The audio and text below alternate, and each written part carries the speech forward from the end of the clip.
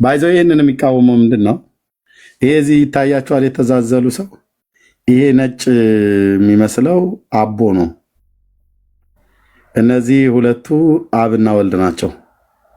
ይሄ እንግዲህ የታዘለው መንፈስ ቅዱስ መሆኑ ነው ወይ ወልድ መሆኑ ነው? ኖ እነዚህ ሁለቱ መንፈስ ቅዱስና አብ ናቸው። የኦርቶዶክሶቹ ማለት ነው።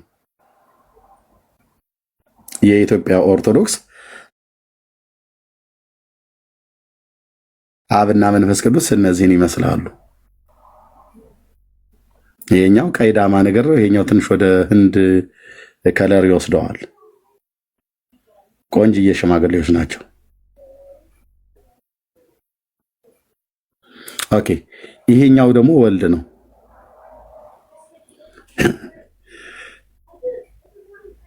እግሩን ብቻ ይልኝ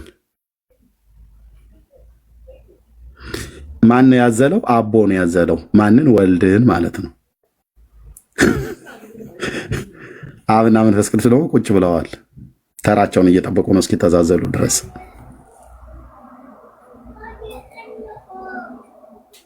ቻለው እንግዲህ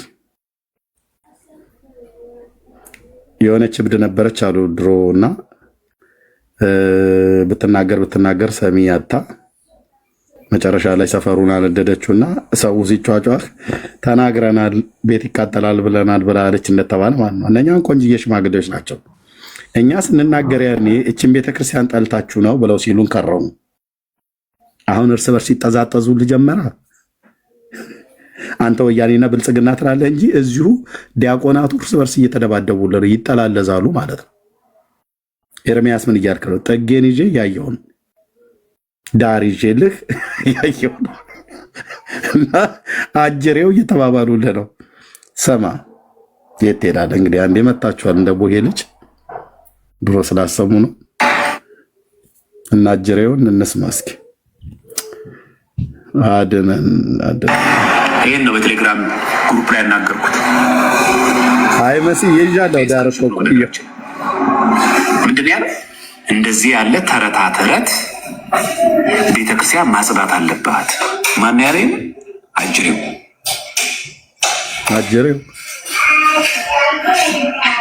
ለምን እንዲህ ትላለህ? በቴሌግራም ግሩፕ ላይ ከዚህ ቀደም ትናንት ነው የጻፈው።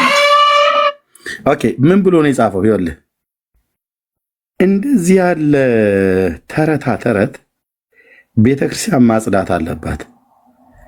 ጭራሽ በስዕል እግዚአብሔርን ላይ ማላገጥ ደስ አይልም ጸሐፊው። ጭራሽ በስዕል እግዚአብሔር ላይ ማላገጥ።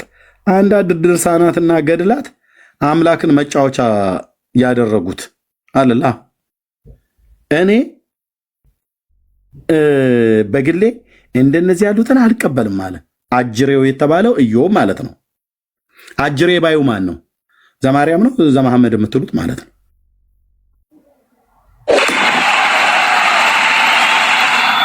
የት ነው ይሄንን ያገኘው? ይሄንን ፒክቸር መጽሐፍ ላይ ነው። ራሷ ቤተክርስቲያኒቱ ናት ኦፊሻል ያደረገችው። አቦ ታውቃላችሁ፣ ስላሴን አዝሎ ከቦታ ቦታ ይንቀሳቀስ ነበር። ሶስቱንም እያዘለ የነኚህ ሁለቱ ተራቸውን ይጠብቃሉ። የኛውን አዝሎ የሆነ ምድረ ከብድ ነው መሰለኝ ወደ ጉራጌ ምድር፣ ከዝቋላ ወደ ምድረ ከብድ ወደ ጉራጌ ነበር ትራንስፖርቴሽን የሚጠቀሙ የነበሩት። በመጀመሪያ ወልድን እዝል አድርጎት በዚህ በጥያ ድንጋይ በኩል አድርጎ በዚህ ምንድነው በቱሉ ቦሎ ነው በምናም ነገር አድርጎ ወደ ሶዶ ጉራጌ ውስጥ ነው አይደለ? ምንድነው ምድረ ከብድ ያለው አቦ ያው ስላሴ ይዛ አይደል የመጡት። ባለፈውም ለቅሶ እናንተ እኮ አሰሙ። ችግራችሁ የእናንተ አለመስማት ነው። ለቅሶ የመጡበት ሀገር ትዝ አይላችሁም? ስላሴ ለቅሶ ሲመጡ እዛ ነው የመጡት። አብ ወልድ መንፈስ ቅዱስ እና ለቅሶ ከመምጣታቸው በፊት ሰውየው በህይወት እያለ አዝሏል። አቦ ኳስ መሬት ትላለህ እንዴ? ሮያል መጽሐፉ እኮ ነው የሚናገረው ሮያልዬ። እና አቦ ሲሞትም ዛን የመጡት አቦ ነው ስላሴ። እንደ ባለፈው ስለ ቆጮ ሁሉ ሳወራ እናንተ አልነበራችሁ። የቀረ ትውልድ የለም። ከጴንጤ ውጪ ምድረ ከብድ ጉራጌ ላይ ያልመጣ ትውልድ ያልመጣ እንስሳ የለም። ፈረሶች አሽካኩ፣ ዶሮች እርስ በርሳቸው ተናተፉ ምናምን ነገር እያለች ማለት ነው ቤተክርስቲያኒቱ። ምክንያቱም አቦ የሚባል ሰው ሞተ ብላ። ከመሞቱ ግን በፊት ስላሴ ተገልጠው አቦ እንደዚህ ነበር እያዘለ ከቦታ ቦታ የሚወስደው የነበረው ማለት ነው። እና ይሄ አጅሬው የተባለው ኢዮብ መኮንን የሚባለው ይሄ ፔጅ ያለውን ሰውዬ ዘማርያም የሚባለው አጅሬው እያለ የሚጠራው ትናንትና አብረው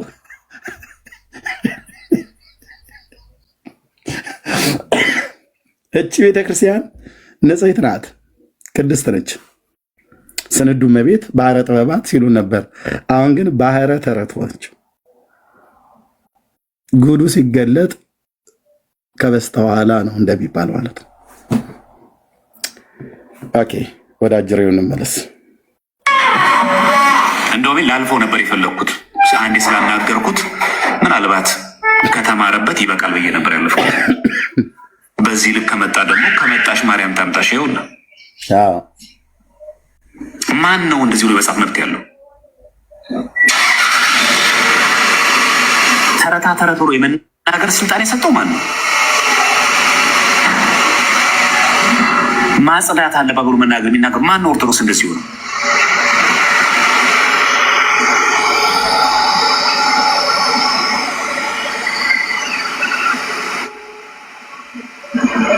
ከዚህ ቋቅ ካላችሁ እኮ መውጣት ነው።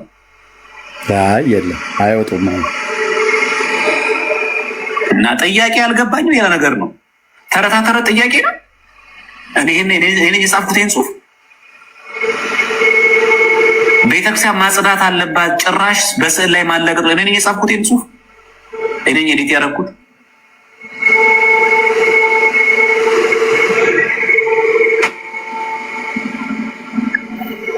ለዛ ነው አሁን ያየች ስድብ የተሳደበው ማለት።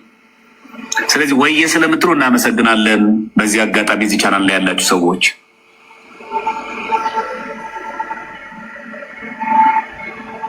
ደስ አይልም? ቤተክርስቲያን ታጽዳ አለው። ራሳችሁን ገልጻችሁ ወየ ስለምትሉ እናመሰግናለን። ለምን ሳታደክሙ ራሳችሁ ስለምትገልጹ። አሁን እዚህ ፔጅ ላይ አልደረስኩም ነበር እኔ ግን በቴክስት እንደዚህ ስለላኩ በጣም ነው የምናመሰግነው። ቋቅ ይበላችሁ እንጂ በሃይማኖቴ ከማናችሁም ጋር ነው የማልደራደረው። ዛሬም ነገም የምነግራችሁ ነገር ይሄ ነው።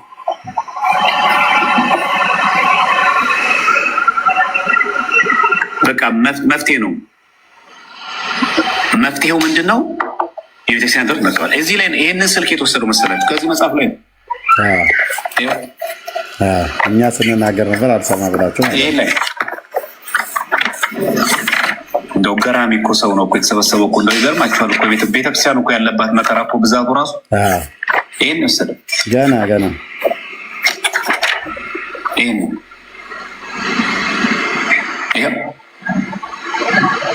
ይሄው ራሱ እንደዚህ ተናዘዙ እርስ በርስ። አሁን ይሄ ሰው ገጽ 74 ቀጥሎ ያለው ይሄ ገጽ እዚህ ላይ የተቀበለው ክርስቶስን እንደተሸከሙ ዘርጎ በአምሳለ ሕፃን የተደረገው አልገባኝም፣ አስረዱኝ። ያባት ነው እንደዚህ ያለ ተረታ ተረት ቤተክርስቲያን ማጽዳት አለባት። ጭራሽ በስዕል እግዚአብሔር ላይ ማላገጥ ብሎ ግን መናገር ምን ማለት ነው? እውነቱን ነው። ቆንጆዬ ነው የተናገረው። ኢዮብ ቆንጆ አድርጎ ነው የተናገረው። እና አሁን ይሄ ኢየሱስ ክርስቶስ ነው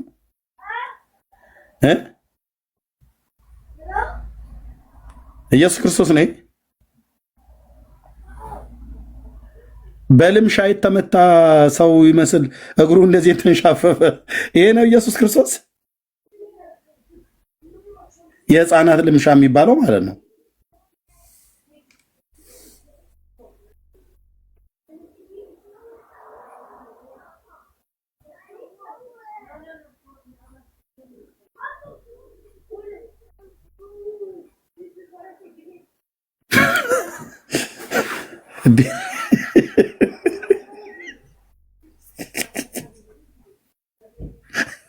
አቤቱ አቤቱ ጌታዬ ወገኖች፣ ሰው አንተ አንተ እንኳን 43 ቁጥር የምታደርግበት እግርህ እኮ ያምራል። እንደዚህ ወሸከር ያድርገህ ነው የጌታ እግር ይሄ ነው ጌታ ብለህ የምትለን? ይሄ እኮ ሙዣሌ እኮ የጨረሰው እኮ ነው ይመስለው። ከዛ ደግሞ ሰላም ለሰኮናከ ይልልሃል ደግሞ ለዚሁ ማለት ነው ማለት ሰላም ለአጋሪካ ነው እንጂ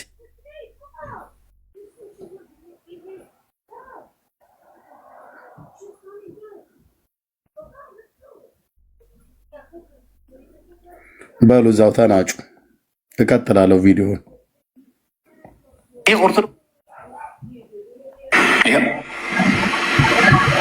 ይሄው ራሱ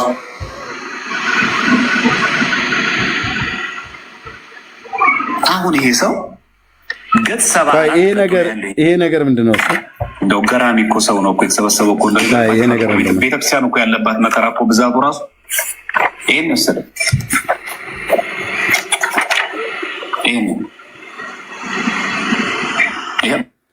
ወይ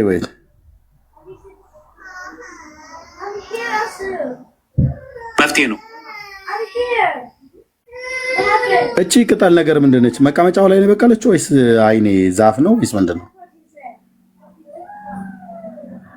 ለእኔ ያልከሰትልኝ ብላ ነው።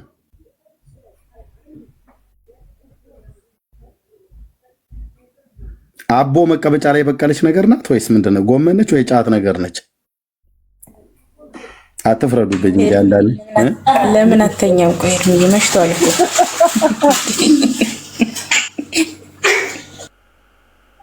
ቶነምቲ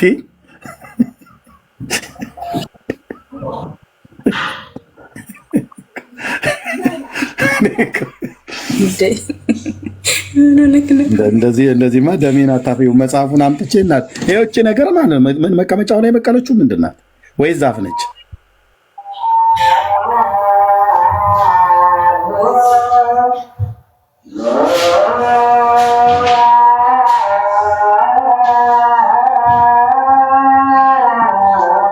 ኧረ በመድኃኒዓለም ተፋችኝ እህትዬ፣ በጌታ ነኝ ብለሽኝ ቅድም ከየት የመጣ ባዕድ ድምፅ ነው?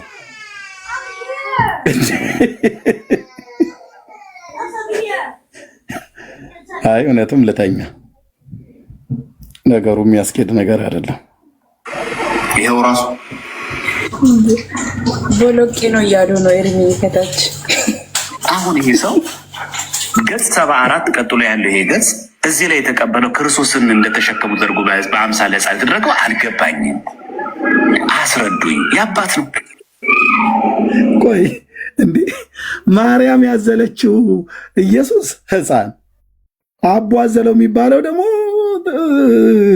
አሁን እዚህ ሽማግሌዎች በእድሜ ስላሉ ብናገር አንተ ለአባቶች ክብር የለም ብለው ይሉናል። እስቲ ማርያም ያዘለችውንና አቦ ያዘለውን ኢየሱስን ኢየሱስ ነው ብሎናል። እዛ ማርያም ዘለቀ ሁለቱን ጎን ለጎን አስቀምጣችሁ ስሩልን። ፎቶን የሚፈልግ ሰው ካለ እኔ በውስጥ መስመር ኢምፖርት አደርጋለሁ። ኤክስፖርት አደርጋለሁ። ምንድነው ኢምፖርትን ኤክስፖርት አደርጋለሁ፣ እልክላችኋለሁ ማለት ነው።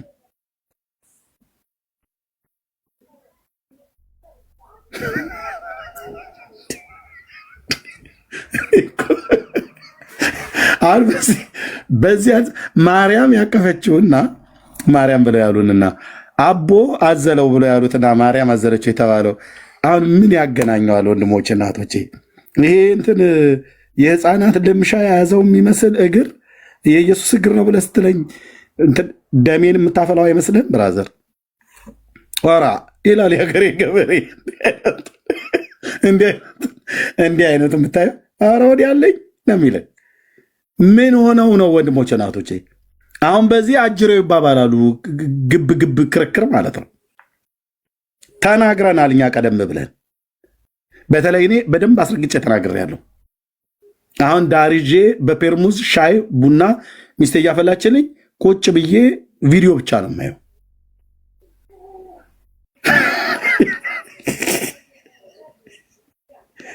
ኳሻኮር አለ ዶክተር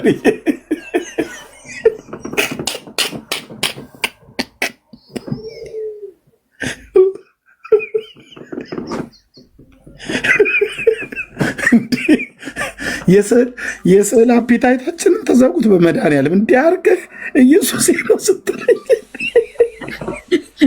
ኤርሚ እግሩ እንደዚህ ዞሯል እኮ ደግሞ እንደዚህ ተቆልሟል። አይተቋል። ታችን እስቲ አምጣው አምላኬ። ኧረ ምሕረትን አድርግልን፣ አገሪቱን ታረቃት። ቆይ እኔ እዚህ ላይ ምን አሰቃየኝ? መጽሐፉ ለምን አላመጣው እንዴ? አንድ ሰው እንዳይወጣ በር ዘግቻለሁ። ማንም ሰው እንዳይወጣ።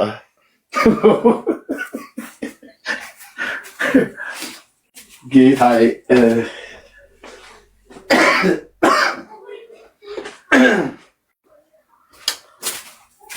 ወቸ ጉድ። ኦኬ ጥቂት እንቆይና ከዛ እንቀጥላለን። ሎክ ጋይስ መጽሐፉ ይሄ ነው። መጽሐፉ ይሄ ነው። በገዳሙ ነው የታተመው። የገዳሙ ማህተም አለበት። ገጽ 73 ነው ምናምን ነገር ላይ መሰለኝ ባልሳሳት። እኛ ቆየን ከጮኸን፣ እነሱ ግን አሁን እየቆዩ ነው እየገባች ያለው። አዎ እዚህ ጋር ነው ያለ። ይኸው መጽሐፉ መሀል ነው ቁጭ ያለው። እኛ ቆይተናል ካነበብን ነው። ይሄው ማለት ነው። የትኛው ነው እግሩ ማንቆ? የላይኛው ነገር ያው ኤርሚ ነው። ይሄ ልብስ ነው ወይስ እግር ነው? ልብሱ ቢጫው ነው አይደል? አለይልኝ አለ እኮ አየህ። አሁን ይሄንን አለይልኝ አለ ቢል ኃጢአትህ ነው የምትለኝ ኦርቶዶክስ። ኃጢአትህ ነው አላሳያለህ ነው ብለም። የትኛው ነው? ይሄኛው ምንድን ነው? ወይ እኔ ደግሞ ዙም ላደርገው ይታያል። ኤርሚ እጃቸውና እግራቸው እኮ አንድ ነው። ቪዲዮ መስሎት ኤርሚ ዙም ላደርገው ነው እኮ እንዲህ ለዋል። ዙም አድርጎ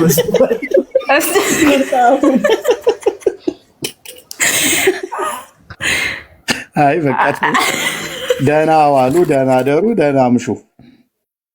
እንዴ አይደለም ኤርሚ እንትን እኮ ታዝሎ ማለት ነው። ጭንቅላታቸው ላይ አዝሎ የታዘለው እግራቸው ወርዶ ነው እንጂ እግር ያላቸው ይመስለኛል። ከስር እንዴት ነው እሽኮኮ ህፃን ልጅ እሽኮኮ ሲደረግ እና ማች አላረገማ። ይሄኛው እግር ከዚህኛው እግር ይሄኛው እኮ ረጅም ነው። እሽኮኮ ተደርጎ ነው። እጁን ይልኝ የኢየሱስ እጅ ተብሎ ማለት ነው። ይታያችሁ ታዲያ እውነት ማላገጥ የማለት ህጻናት ትምህርት ቤት የሚያስተምሩበት ስዕል ነው የሚመስለኝ። ለማለት ህጻናት ትምህርት ቤት ላሉት ህጻናቶች እንኳን አይሳልም። ለምን መለየት አለባቸው። እግራቸው የቱ ጋር እንደሆነ እጃቸው የቱ ጋር እንደሆነ በደንብ መረዳት አለባቸው ህጻናቶች። ይሄ ግን ህዝቡ በኢየሱስ ገርማል። በቃ ጌታ እኮ አሁን እኔ እውነት ለመናገር አሁን እኔ ኢየሱስ እንደዚህ አሁን እነሱ እንደሳሉት እንደዚህ ቢመስል እንዴ ይሄ እግሩ አራንባና ቆቦ የሆነ ነው ማመልከው ነውር አይደለም እንዴ?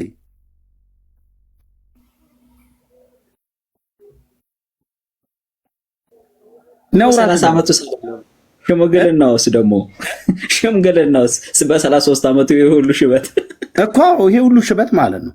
እዚህ ያሉትን ግን ይልኛ፣ እዚህ ደግሞ ያሉትን ይልኝ። አሁን እስኪ ይሄንን እዚህ ያለ አይደል ዘላለም የማያድግ ሕፃን ልጅ ብለው ያሉት አሁን ማርያም ያቀፈችውና አቦ ያቀፈውን ሁለቱን ጎን ለጎን አድርጋችሁ ስሩት። ይሄን ስክሪንሾት አድርጉት፣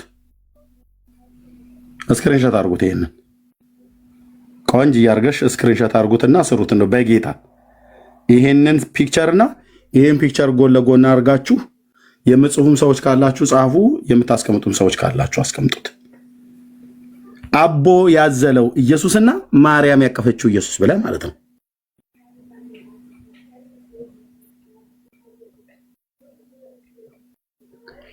እንዲህ አይነት ትግል ነው የገጠመን አሉ ጀረናሉ። እውነታቸውን እንዲህ አይነት መንፈሳዊ ነገር ነው ብለው በዚህ ደግሞ ይከራከሩልሃል። እኛን ግን ከመጀመሪያው ምን እያሉን ነበረ?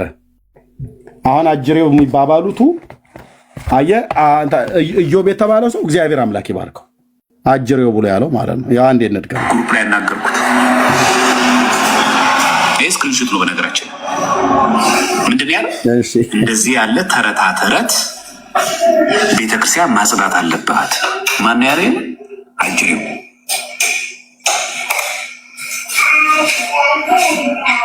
ለምን እንዴት ትላለህ? በቴሌግራም ግሩፕ ላይ ከዚህ ቀደም ትናንት ነው የጻፍኩት። ይሄ እልም ያለ ተረት አምላኪ ነው ይሄኛው ሰውዬ እና ኢዮብ የጻፈው ጽሁፍ ላይ እንደዚህ ያለ ተረታ ተረት ቤተ ክርስቲያን ማጽዳት አለባት ካለ በኋላ ጭራሽ በስዕል እግዚአብሔር ላይ ማላገጥ አለ። አንዳንድ ድርሳናትና ገድላት አምላክን መጫወቻ ነው ያደረጉት አለ። እውነቱን ነው። እውነቱን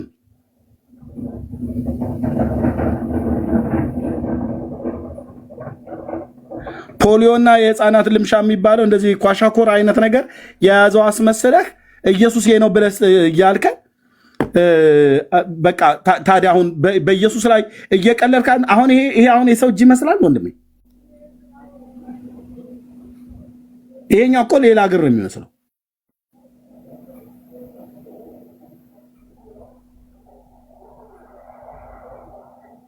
እነ ሚካኤልን ፌሚኒዝም አድርገህ የሳልከው እንኳን የሮማውያኑ ስዕልን እሱን እንኳን እኮ ራሱ እንደዛ እንኳን አድርገው እንኳን እንደው ስዕሉ እንኳን እንዲያምር አድርገው አልሳሉትም። አቦ አዘለው ይልልሃል። ይሄ ክፍል አቦ ስላሴን ያዘለ ወልድን አዘለውና ይዞት ሄደ። ከዛ ደግሞ ተመልሶ መንፈስ ቅዱስን ደግሞ አዘለው። ከዛ ደግሞ ተመልሶ አብን አዘለው። መጨረሻ ደግሞ ራሳቸው አብ ወልድ መንፈስ ቅዱስ ይህንን አቦን አዝለውት ወደ ሰማያት ሰማያት ይዘውት ወጡ። እየተፈራረቁ ነው ይዘውት የሄዱት። መጽሐፋቸው ግን እነሱ እንዴት ነው ማለት እነሱ አቅማት ሆኖ እንደ አቦ ያዘላቸው ለምን መልሶ እሳቸውን አልኩኝ አዌን እንዴት ያዝላሉ? መንፈስ ቅዱስ እሱ ወደ ምድረ ከብድ ይዟቸው ሲሄድ ነው። እዚህ እኮ አለ ጽሁፉ። እናንተ አታምኑ ማይሽ ችግሩ የፔንቶ ችግር መጽሐፍ ቅዱስ ብቻ ነው የምታምኑት።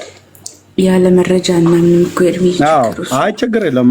መረጃ የምጠይቁት ክፋት የለውም። ግን አቦን አዝለውት መንግስተ ሰማያት ወደ ሶስተኛው ሰማይ ይዘውት ሲሄዱ ያለበት ክፍል ነው የሚናገረው።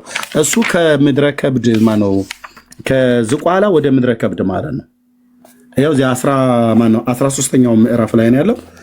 ገጽ 72 ላይ ነው የሚጀምረው። ያለ መረጃ እዚህ አንድ የሚወራ ነገር የለም። 100 ዓመት ተዘቅዝቆ እየጸለየ በነበረበት ሰዓት ላይ ነው አብ ወልድ መንፈስ ቅዱስ ተገልጠውለት ነው ከዛ ተሸክሟቸው ወደ ምድረ ከብድ ሄደው እዚህ ይላል። አባታቸው ገብረ መንፈስ ቅዱስ ከባህሩ ዳር ቆሞ ምስራቁና ምዕራቡን ሰሜኑን ደቡቡን ተመለከተ። የኢትዮጵያን ሕዝብ ኃጢአት በፊቱ ተገልጾ ታየው። አባታቸው ገብረ መንፈስ ቅዱስም ወደ ባህር ተወርውሮ ገብቶ በራሱ ተተክሎ ከባህር ውስጥ እንዳልወጣ በሕያው ስምህ ማልኩ በእግሬም አልቆምም አለ። 40 ቀን 40 ሌሊት በባህር ውስጥ እንዲሆኖ ኖረ። 40 ቀን 40 ሌሊት ከዛስ ወደ አባታቸው ገብረ መንፈስ ቅዱስም ስምህን የጠራ መታሰቢያን ያደረገ ምርልሃለሁ የሚል ቃል ከሰማይ ወጣ። ብፁዓዊ አባታቸው መልአኩ የኢትዮጵያን ሕዝብ ካልማርክልኝ ከዚህ ባህር አልወጣም አለው። እስከ 100 ዓመት ድረስ ተዘቅዝቆ ኖረ ይላል። እምን ውስጥ ባህር ውስጥ ማለት ነው። እስከ 100 ዓመት ተዘቅዝቆ ኖረ። ስጋውም ሁሉ አለቀ። ደሙም በባህር ውስጥ ፈሰሰ። ውሃውም ደም መሰለ። አጥንቶቹም እንደ በረዶ ነጭ ሆነው ታዩ። አጋንንትም ሊጣሉት ከአራቱም ማዕዘናት ወደ እርሱ ይመጡ ነበር። በየዕለቱም 500 አጋንንት እስከ 100 ዓመት ድረስ በጦሩ ይወጉት ነበር። በቀን 500 አጋንንት በጦሩ ይወጋው ነበር። ማንን? አቦን። ለስንት ዓመት ያህል? እስከ 100 ዓመት። በቀን ውስጥ 500 አጋንንት። እንግዲህ አስብ፣ በቀን ነው። የወሩን የ30ውን ምታው ስንት ሺህ አጋንንት እንዳይመደብ ማለት ነው። 500 በ30 ማለት ነው።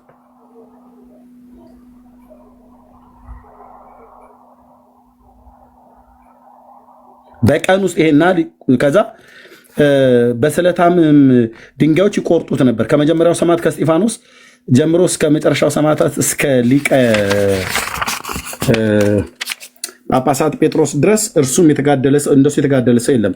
የአባታቸው መከራ በክርስቶስ አምነው ከሞቱት ሰማዕታት ሁሉ መከራ ሁሉ የበዛ ሆነ። ከዚህም በኋላ ጌታቸው መጥቶ በባህር ዳር ቆመ።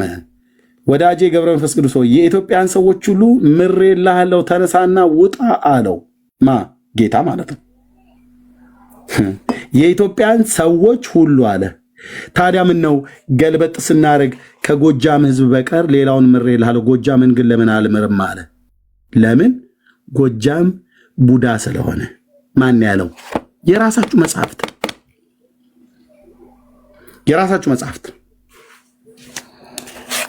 ጎጃምን አልምረውም እዚህ የኢትዮጵያን ሰዎች ሁሉ ነው አደል ብሎ የሚል ያዝልኝ። እንዴት እንደሚዋሹ ያዝልኝ ወንድም።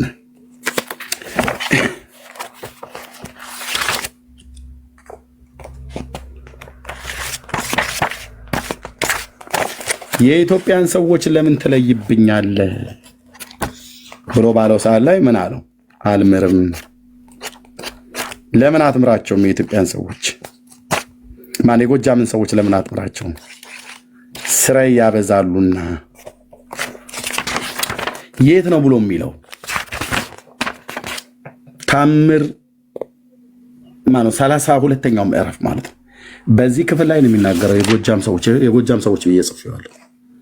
በዚህ ክፍል ላይ እንደሚል ላሳያችሁና ለሌሎችም ወገኖች ልስጥ። ዶክተር እየመጣል ቁጥር 11 ላይ እዚህ የኢትዮጵያን ሰዎች ሁሉ ሁሉ ነው አይደል ብሎ የሚለው የኢትዮጵያ ሰዎች ከተባለ ጎጃምን ሁሉ ያጠቃልላል። ጎጃሞች የኢትዮጵያ ሰዎች ናቸው። የኢትዮጵያን ሰዎች ሁሉ ምሬልሃለሁ፣ ተነሳ ውጣ አለው ይላል። ሁሉ የኢትዮጵያን ሰዎች ሁሉ የኢትዮጵያን ሰዎች ሁሉ ምሬልሃለሁና ተነሳ ውጣ አለው። ከባህር ውስጥ ማለት ነው 100 ዓመት ከተዘቀዘቀበት። እሺ 32ኛው ምዕራፍ ከገጽ 190 ይጀምራል።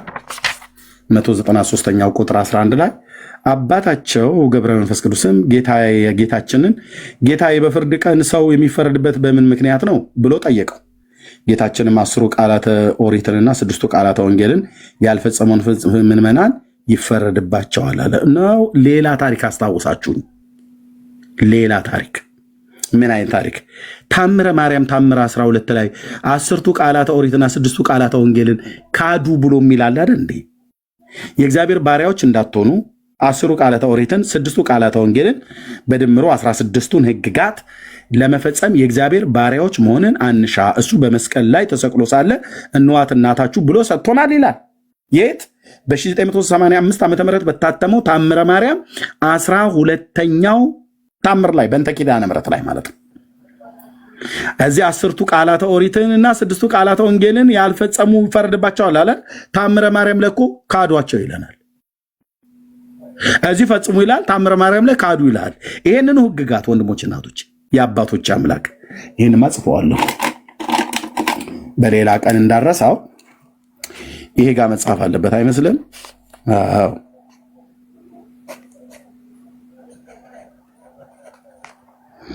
ታምረ ማርያም ላይ እዚህ ክፍል ላይ ታምር 12 ላይ አለ። በእንተ ኪዳነ ምሕረት ላይ ይህን ቃል እዚህ 10 ቃላተ ኦሪትና 6 ቃላተ ወንጌልን ያልፈጸመ ምዕመን ይፈረድባቸዋል። ዘጸአት 20 ቁጥር 3 10ቱ ቃላተ ኦሪት ማለት ነው። ማቴዎስ 5 የተራራው ስብከት የሚባለው 6ቱ ቃላተ ወንጌል የሚባሉት ጌታችን የተናገረው የተራራው ስብከት የሚባሉት ጋር ያሉት በእንተ ነው አንቀጸ ብፁዓን ተብሎ ይባላል። በቀድሞ ቤተ ንግግር አንቀጸ ብፁዓንና ዘጸአት 20 ቁጥር 3 ላይ በድንጋዩ ሰሌዳ ላይ የተጻፉት 10ቱ ትእዛዛትና ጌታ ተናገረ የተባለው ያስተማረው አንቀጸ ብፁዓን የሚባሉት ማለት ነው። በድምሩ 16 ይሆናሉ። እነሱን ታምረ ማርያም ላይ በግልጽ ካዷቸው ይላል።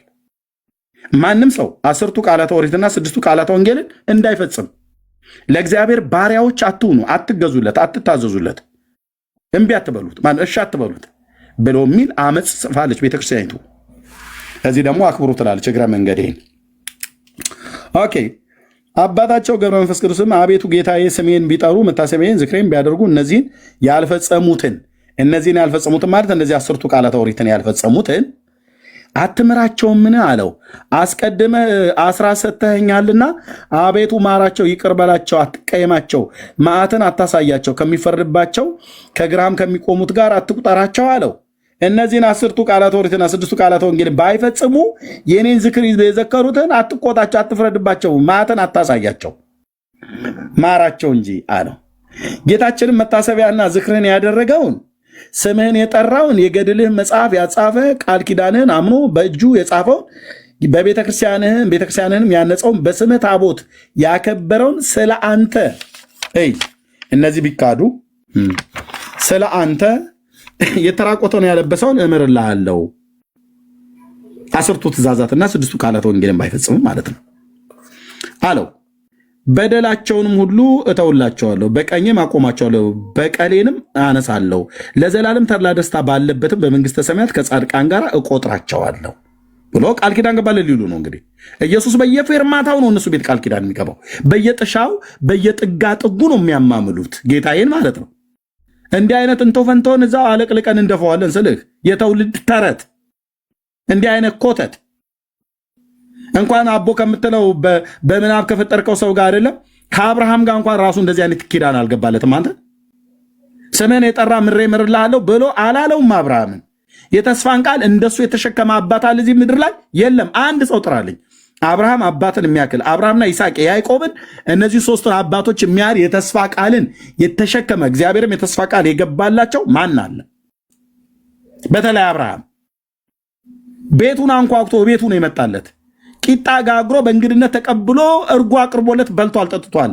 አንዱ ጌታ የእስራኤል አምላክ ያህዌ ማለት ነው። ከሁለት መላእክት ጋር ቤታቸው ድረስ መጥቶ ነው አንኳኩቶ የተቀበለው። እሱ እንኳን እንደዚህ አልተባለም አብርሃም ማለት ነው። ካለ በኋላ ዳግመኛም አስራትን እሰጥሃለሁ አለው።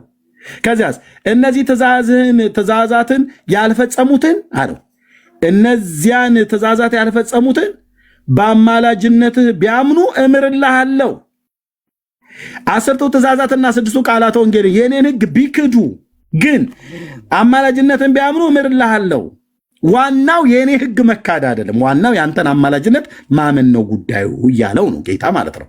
በዚህ ንግግራቸው ውስጥ የሚያስረዱ ቤተክርስቲያኒቱ ለትውልዱ ጭምቅ አድርጋ ልታቀርበው ይፈልግ። እግዚአብሔርን ካደው፣ ኪዳኑንም ካድ፣ ሕጉንም ቃሉንም አቃል፣ ግን በአቦ አማላጅነት እመን ነው።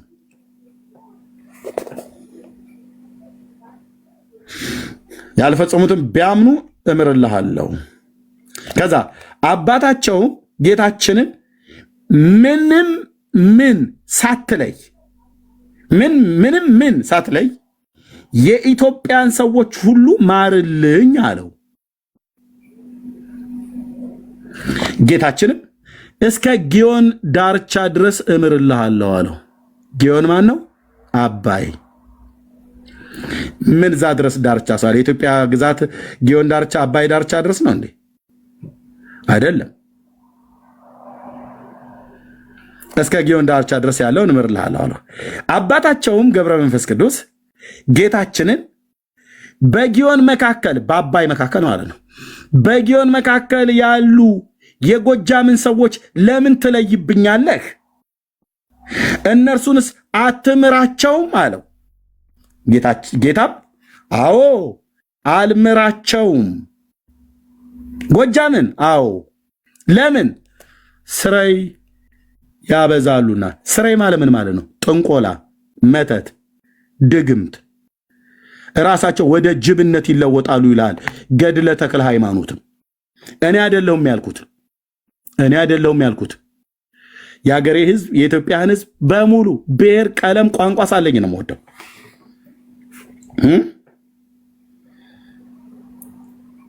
ወደ ዝንጀሮነት ይቀየራሉ ብሏል ገድለ ተክለ ሃይማኖት። መዥርጫ መጣዋለሁ ስለ ወንድምዬ ላፍ አድርጌ አምጥቼ ካሜራ ከፍቼ እዚሁ አስቆመኩማለሁ። ወደ ዝንጀሮነት ይቀየራሉ፣ ወደ ጅብነት ይቀየራሉ። እነማ? የጎጃም ሰዎች። አሁን ተክለ ሃይማኖት ጋር ሲመጡ ወደ ሸዋ በመሬቱን አማተበና መሬት ተከፍታ ዋጠቻቸው። እነዛን ቡዳዎቹን እነዛ ወደ ዝንጀሮ ወደ ቀይ ቀበሮ የሚቀየሩትን የጎጃምን ሰዎች ብሎ ማለት ነው። ህዝባችንን እንዲቀልዱበታል ማለት ነው።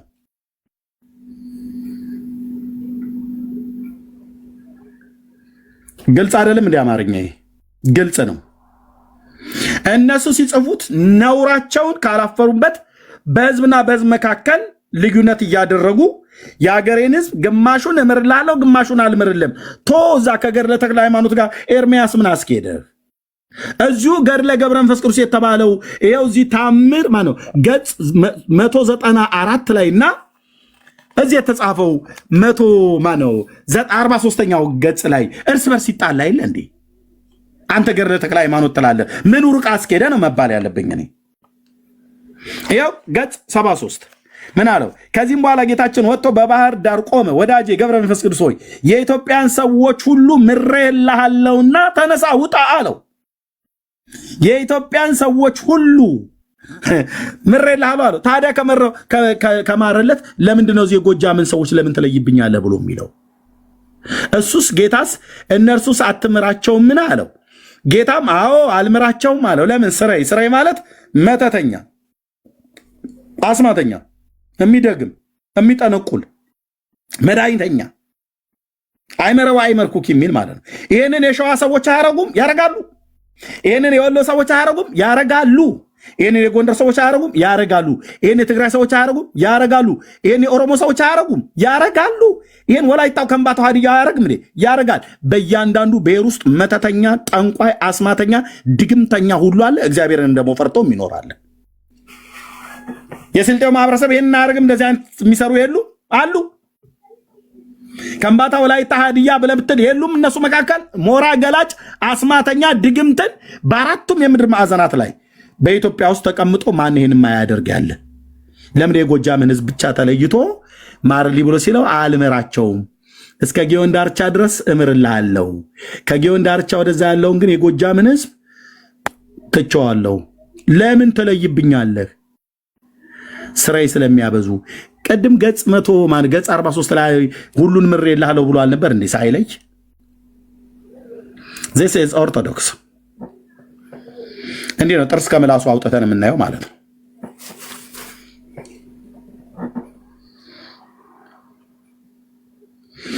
መጽሐፋቸው እርስ በርስ ይጣላላል። አንደኛው ገጽ ከሌላኛው ገጽ ጋር አይስማማም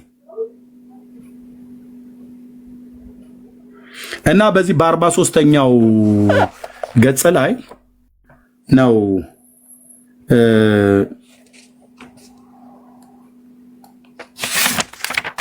እያዘለ ሊሄድ ሲል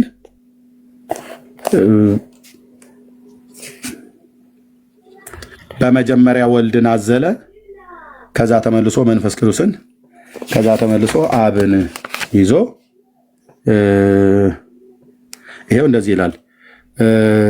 ምን አለ? እቺን ተናግሬ ለዶክተር ይልስጠው። ምን አለ? ኦኬ አትለፈን አሉት። አንድ ምዕራፍ አዝለው ሰደን እዚህ ጋር ተገለጡለትና ቁጥር 10 አባታቸው ገብረ መንፈስ ቅዱስም ከዚያ ተነስቶ መላእክት እንደነገሩት ወደ ዝቋላ ተራራ ሄደ። ኦኬ በመንገድም 3 ሽማግሌዎች ደክመው በጥላ ስር አገኙት። ያረፉበትም ተራራ እንደ ፀሐይ በራ። አባታቸው አይቶ በልቦናው እሰወርባቸዋለሁ ብሎ አሰበ። እነርሱ ግን አይተው ስለ እግዚአብሔር ፍቅር ብለህ አትለፈን፣ አንድ ምዕራፍ ያህል አዝለው ሰደን እያሉ አሰምተው ተናገሩ። ሽማግሌዎቹ ማለት ነው። ቀርቦም ባያቸው ጊዜ መላ ሰውነታቸው በሽበት የተሸፈነ የደከሙ ሽማግሌዎች መሆናቸውን ተረዳ። የኦርቶዶክስ ሥላሴ የደከመ ሽማግሌ ነው። እኛ የምናምነው ግን ጌታ ድካም በሱ ዘንድ የሌለ ነው።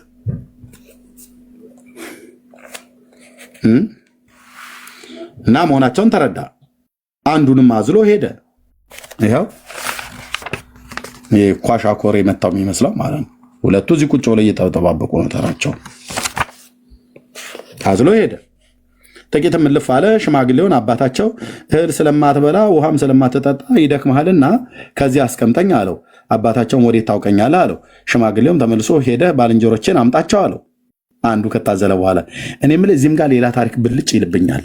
ምን እዚህ ዜና ስላሴ የሚባል መጽሐፍ አለ። ስለ ስላሴ በአብርሃም ቤት ተተረከ የተባለ ጉድ አሳያችኋለሁ በሌላ ቀን። ዛሬ አልነካውም። እኔ አሁን የጊዜ ማጣትና ሌላ ነገር ነው። ጉድ የምድሪቱን ጉድ አልኩ። በቤተክርስቲያኒቱን የተጻፈው ይሄ ነው ወይ ብለህ ያኔ ታየዋለህ ማለት ነው። በማን የተጻፈው? በደብረ ሊባኖስ አንድነት ገዳም ነው የተጻፈው። ቤተክርስቲያኒቶች ያጻፋቸው ዜና ስላሴ በሚባለው ላይ በውዳሴ ማርያም የአንድምታ ትርጓሜ ላይ እንደዚሁም በታምረ ማርያም ላይ ስላሴ በአብርሃም ቤት በተገለጡ ጊዜ ይላል።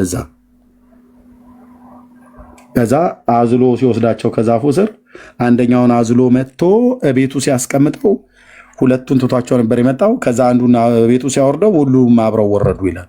ሁሉም መጡ ይላል። አንዱን አዝሎት ወደ ቤቱ ሲያስገባ ሁሉም መጡ። ከዛ 3 ዳቦ አርገሽ ጋግሪ ብሎ አላት። 3 ዳቦ አርጋ ስትጋግር አንድ ዳቦ ሆኖ ወጣ ብላን አለች። እኔ ደግሞ ስላሴ ቤተክርስቲያን ያደኩት አንድ ዳቦ ሆኖ ወጣ። አንድ ዳቦ ሆና ስትጋግረው 3 ሆኖ ወጣ። አንድም 3ም ናቸው ብሎ ለማለት ማለት ነው። ዘበነ ደግሞ ምን ብሎ አለን? 3ቱ ጉልቻዎች 3ቱ ስላሴ ናቸው ብሎ አስተምሮናል በባለፈው ማለት ነው። 3ቱ ጉልቻ ሶስትነታቸውን ሲያመላክት፣ ምጣዱ ደግሞ አንድነቱን የሚያመላክተው ብሏል። እኔም ምልህ በባለፈው የጠየኩት ለቀሲስ ዘበነም ለዶክተር ዘበነ ለማም እሺ ለምንድን ነው 3ቱን ጉልቻ በ3ቱ ስላሴ መስሎ ምጣዱን አንድነቱ 3ቱ ጉልቻ ሶስትነቱን ነው የሚያመላክተው ብሎ አክምባሎቱን ለምን ተወው? እኔ በተወለድኩበት አካባቢ አክምባሎት ነው የሚባለው። አክምባሎት ይባላል። ሴቶች እንጀራ ከጋገሩ በኋላ የሚከዱን ነገር አክምባሎት ይባላል። ልጆቹ የከተማ ልጆች ስለሆናችሁ አታውቁ። እኔ ሆነኝ እዚሁ አማርኛ እያስተማርኳችሁ ያለሁት አንዳንዶቻችሁ ማለት ነው። አክምባሎቱን ለምን ተው? አክምባሎቱ የምናቸው መገለጫ ነው። ይሄም ብቻ አይደለም። መጨቅጨቂት የሚባል ደግሞ ጨርቅ አለ። እናቶቻችን ከጋገሩ ካሰፉ በኋላ አክምባሎቱን ከድነው ከስር ንፋስ እንዳይገባ ብለው እንደዚህ መጨቅጨቂት ይባላል። እኔ ቆንጅዬ ባለ ሀገር ስለሆንኩኝ በደንብ ማቅ መጨቅጨቂት ይባላል። ንፋስ እንዳይገባ ዙሪያውን የሚደረግ ማለት ነው። እሱስ የምናቸው መገለጫ ነው። ከስሩስ የሚነዳው እሳትስ ምንድነው? የሚያስተምረው አስከትሎቱ ትምህርቱ ምንድን ነው?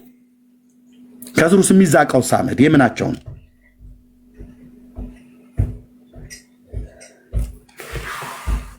እና ብሎ አለ። ከዛ ባልንጀሮቼን አምጣቸዋለሁ። ሽማግሌው በዚያ ትቶ ወደ 2ቱ ሽማግሌዎች ሄደ፣ ተመለሰ ማለት ነው።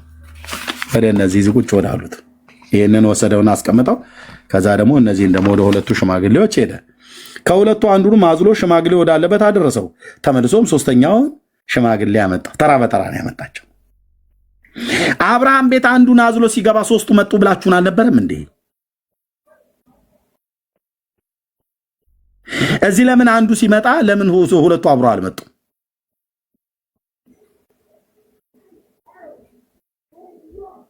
This is Orthodox። ይሄን ክፍል ሳነሳው በሌላ ቀን መሲ አስታውሽኝ። ይሄን ክፍል ሳነሳው ታምረ ማርያም የውዳሴ ማርያም አንድምታ ትርጓሜ መጽሐፈ ዜና ስላሴ ድርሳነ ማህያዊ እነዚህ መጽሐፍቶች ሁሉ ጥርስ ከምላሳቸው አውጥቼ እዚህ ያሳያለሁ። ጎርጉሬ ማለት ነው። ኦልሬዲ ስለጻፍኳቸው ስላሉ በሙሉ ውስጡ ያለው አንዱ ከአንዱ አይስማማም። ይኸው ይሄ መጽሐፍ ከዚሁ መጽሐፍ ጋር ነው የማይስማማው። ገጽ 100 ምናምን ላይ ያለው 100 ምናምን ነገር ላይ ያለው ከ43ኛው ገጽ ጋር አይስማማም። እዚህ የኢትዮጵያን ሰዎች ሁሉ በሙሉ ምሬልሃለሁ ይላል። እዚህ ደግሞ የጎጃምን ህዝብ አልምረውም። ሌላውን ኢትዮጵያዊ ምረዋለሁ፣ ጎጃሜን ግን አልምረውም። ለምን አትምረውም? ስራ ያበዛሉ። መድኃኒት ማለት መድኃኒት ማብዛት ብቻ አይደለም፣ ወደ አውሬነት ይቀየራሉ፣ ያፏጫሉ፣ ወደ ጅብነት፣ ወደ ዝንጀሮነት ይቀየራሉ። ማን ያለው? ገድለ ተክለ ሃይማኖት በደብረ ሊባኖስ ገዳም የታተመው ላይ የአባቶቼ አምላክ ምስክር ነው። የጎጃም ሰዎች ሌሊት ወደ ጅብ ይቀየራሉ ብሎ ያለው ቤተክርስቲያኒቱ ናት የጻፈችው። ወደ ዝንጀሮ ይቀየራሉ ብላ ያለችው ቤተክርስቲያኒቱ ናት። ነውረኞች። እኔ በዚህ ነው ያልክ የምናገራችሁ ነውረኞች።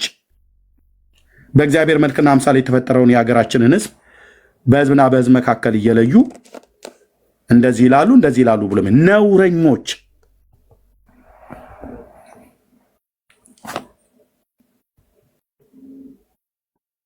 አሁን በዚህ ክርክር አጅሬው ምናምን ነገር እየተባባሉ እንዲህ አይነት ኮተት መጽሐፉ በሙሉ መቃጠል ያለበት መጽሐፍ ነው። መጽሐፍ እንደዚህ ውጭ ስታየው መስቀሉና እንደዚህ ምናምን ነገር መክርታሱ ማማሩ አይደለም፣ ውስጡ መርዝ ነው አልኩ። እንዳነበበ ሰው ነው የምነግራቸው።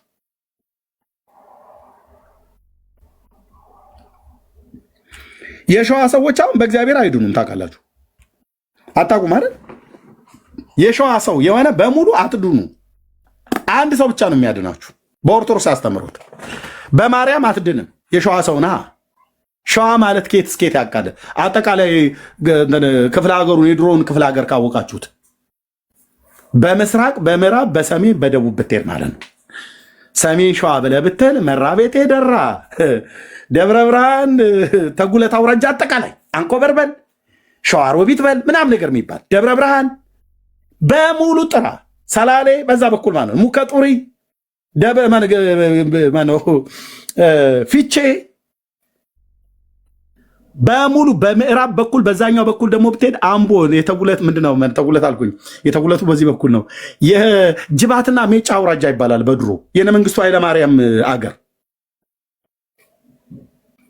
የቱለማ ኦሮሞዎች ያሉበት በሙሉ ማለት ነው። የሸዋ ኦሮሞዎችም የሸዋ አማሮችም በሙሉ የሰፈሩበት ሰፊ ግዛት ምንጃር፣ ቡልጋ፣ ተጉለት፣ በረኸት በሙሉ ጥራ ብራዘር የሸዋ ሰው ነው። አዲስ አበባ፣ ደብረ ዘይት በል ሞጆ፣ ናዝሬት በሙሉ ሸዋ ነው። ሙገር በል ወደዛ ወደ ቱሉ ቦሎ ምናምን ነገር የነጥላሁን ገሰሰ ሀገር ማን ነው የሚባለው? የጥላሁን ገሰሰ ሀገር ስሙን ጥሩልኝ ፕሊስ። ወሊሶ። አዎ በሙሉ ሸዋ ነው። ይሄ ሁሉ ህዝብ የምትድኑት በአንድ ብቻ ነው፣ በኦርቶዶክስ አስተምሮት። በእግዚአብሔር አትድኑ፣ በክርስቶስ አምናችሁ አድኑ። ሸዋ እየሰማ ነው። አድኑ። የሸዋ አማራ የመዳን ተስፋ የለውም። የሸዋ ኦሮሞ የመዳን ተስፋ የለውም። ያለማ ያለ አንድ ሰው። ያ ሰው ማን ነው? ያለ ተክለ ሃይማኖት ብልሃለች ቤተክርስቲያን ኦርቶዶክስ። በእውነት እቺ ጥንታዊት ተረታዊት ቤተክርስቲያን ተረታዊት ነው ብዬ የምላት እችንማ እውነተኛ ብያለን። ይቆጨኛል በዛ ስቀድስ የኖርኩበት ዘመን። ያለ አቡነ ተክለ ሃይማኖት የመዳን ተስፋ የላቸውም ብላ በአራት ነጥብ ዘግታ የጻፈችው።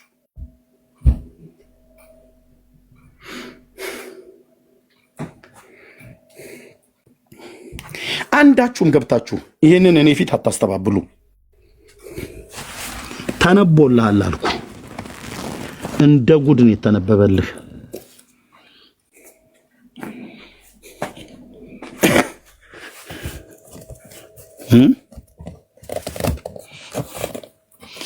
የሸዋ ሰዎች ያለ ተክለ ሃይማኖት የመዳን ተስፋ የላቸው።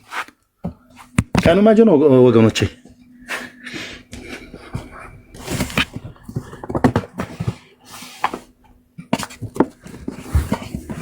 እንዲህ ብላ ነው ቤተክርስቲያኒቱ የጻፈችው። በክርስቶስ ብታምን አድንም፣ በማርያም ብታምን አድንም፣ በሚካኤል ብታምን አድንም። የሸዋ ሰው ከሆንክ በተክለ ሃይማኖት ብቻ ነው የምትድነው። ይህን ማን ያስተማርችው? ኦርቶዶክስ። እንጠይቅሃለን። ከተማ ላይ የተወለድክበትን ሀገር የት አካባቢ እንደተወለድክ በተወለድክበት ሀገር ነው የሚወሰንልህ። የኦርቶዶክስን መጽሐፍ ስታነበው ማለት ነው።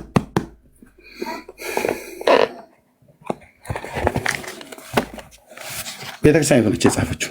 እኔ ጋር መጥተህ አንድ ያልተጻፈ ነገር ቅንጣት ባወራ አበደን ይላል የሀረር ሰው። በፍጹም አላደርገውም እኮ ስለ እግዚአብሔርን እፈራለሁ።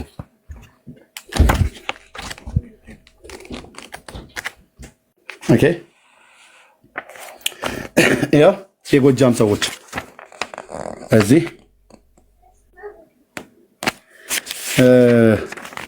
ዳሞት የት ነው? ቆላ ደጋ ዳሞት የት ነው?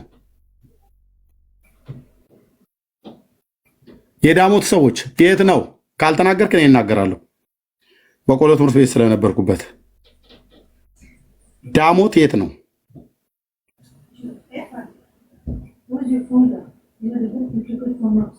አጽፉ። ዳሞት የሚባለው ሀገር የት ነው ያለው? ጎጃም አይደል? አዎ። ፖል ባትናገሩ ነው ያለው። ባትናገሩ ነው ያለው። አዎ። ኦኬ። ባለፈው አንብቤዋለሁ። በዚህ ክፍል ላይ እነዚህ የጎጃም ሰዎች ቁጥር 17 ሙሉን ነው ያነበብኩት። ምን ይላል? ፈረሶቻቸው እሳት ልብሶቻቸውም እሳት ሲሆኑ ማን ይችለናል?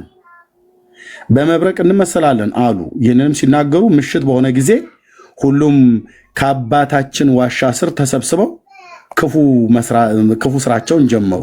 ያው ስራዬ ማለት መድኃኒት፣ ጥንቆላ፣ መተት ምናምን ነገር ማለት ነው።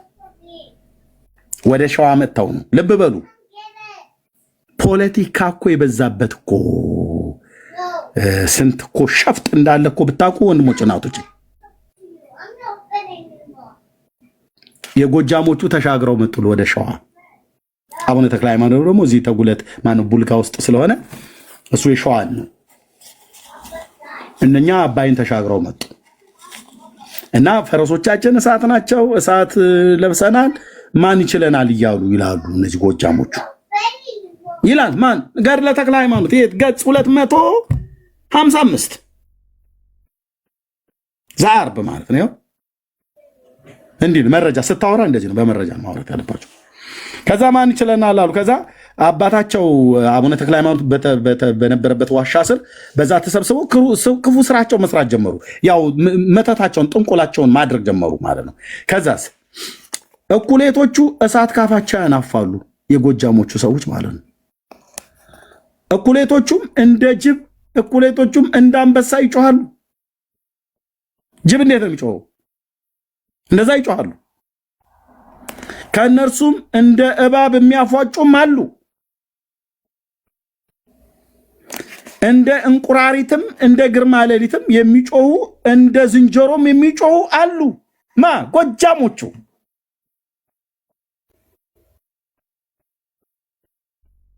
ከዛስ ብፁዕ አባታቸው ደቀ መዛሙርት አይተው ይህ ምንድን ነው አሉት። ክቡር አባታቸውም ተክለ ሃይማኖት ለመነኮሳቱ ልጆች በእኛ ላይ ተንኮል ይሰሩ ዘንድ ክፉ ሰሪዎች ሁሉ ተማከሩብን። አባታችንም እነሆ ሊበሉን መጡ እንዴ እንሽሽ አሉት ይላል። ሊበሉን መጡ እንዴ? ጎጃም ይበላል እንዴ? ጎጃሜም ቡዳ ነው ብለሽ ያወራሽው ብሎ እኮ ያለው እኮ ከዚህ እኮ ተነስተ ነው። ብራዘር ቆሎ ትምህርት ቤት ነው ያደግነው። ሰውን ሰው ሲበላው የታባሻየሽው ምናምን ነገር የሚባል ድሮ ትዝ ይላችኋል። እናንተ እንደገሩ እረኝነት እንደኔ ያልጠበቃችሁ።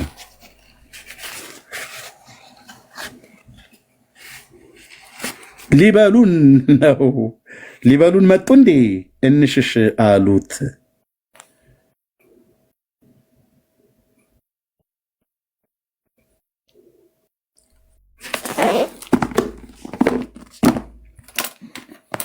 ይሄ ሁለቱ ገድለ አቦ ገድለ ተክለ ሃይማኖት የጎጃም ሕዝብ ጠላት የሆነ መጽሐፍ ነው። ከኢትዮጵያ ሕዝብ ለይቶ ጎጃምን ብቻ ኃጢአተኛ፣ ጎጃምን ብቻ ሰው በላተኛ፣ ጎጃምን ብቻ እንደ ዝንጀሮ እንደ እባብ እንደ ጅብ ይጮሃሉ ብሎ የሚል ነውራም መጽሐፍ ነው። በፍጹም አልቀበለውም። ነውራም መጽሐፍ ነው። ዘማሪያ የሚባለው ሰውዬ እነዚህ መጽሐፍ ተቀበል ቢያቅለሸልሽም ቢያስታውቅም ይላል። ኢዮብ ደግሞ እንደዚህ በእግዚአብሔር ላይ የቀለደን መጽሐፍ አልቀበልም እያለ ነው። ሶሪ ስላስረዘምኩ ዶክተር ለሱ እድል ልስጥና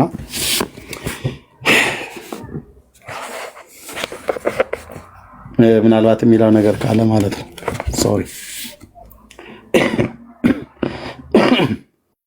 እንዲህ አይነት መጽሐፍ ነው ወንድሞች እናቶች። ዶክተር እያለ አይ ቲንክ ሌሊት ነው ካልተመቸ ችግር የለውም። እድሜዬ ያለው ያ እየሰማው ነበርና እንደውም ሰው ኳሸንኮር ብዬ ብሎክ አደረጉኝ ሰዎች ከታች። አረ በጌታ በሉ ምንድነው እያደረጋችሁ ያላችሁ? የቱ ጋ ነው እህትየው? ግቢና ፍቹ ዶክተርዬ።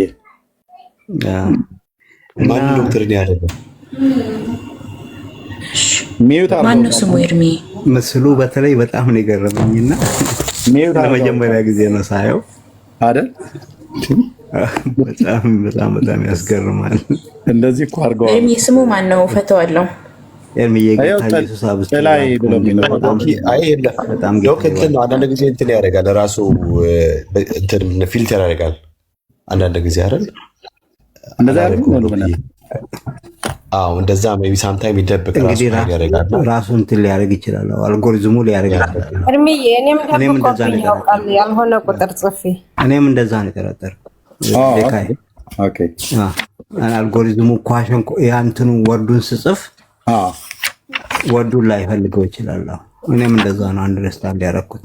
ቲክቶክ ራሱ ጠልቶት ማለት ነው። ጌታ ይባርክ ወንድሜ። እየሰማሁ ነው፣ ለዛ ነው የገባሁት። በቃችን ነው ጌታ አብዝቶ ይባርክ። ቴንክ ዩ ዶክተር እየተባረክ እና በዚህ ፒክቸር ላይ እኔ ስክሪንሾት አድርጉትና የማርያም ፎቶ ከተባለው ጋር ጎን ለጎን አገናኙትና በደንብ አድርጋችሁ ቪዲዮም የምትሰሩ ሰዎች ካላችሁ ስሩበት። በእውነት አቦ ያዘለው ኢየሱስና ማርያም ያቀፈችው ኢየሱስ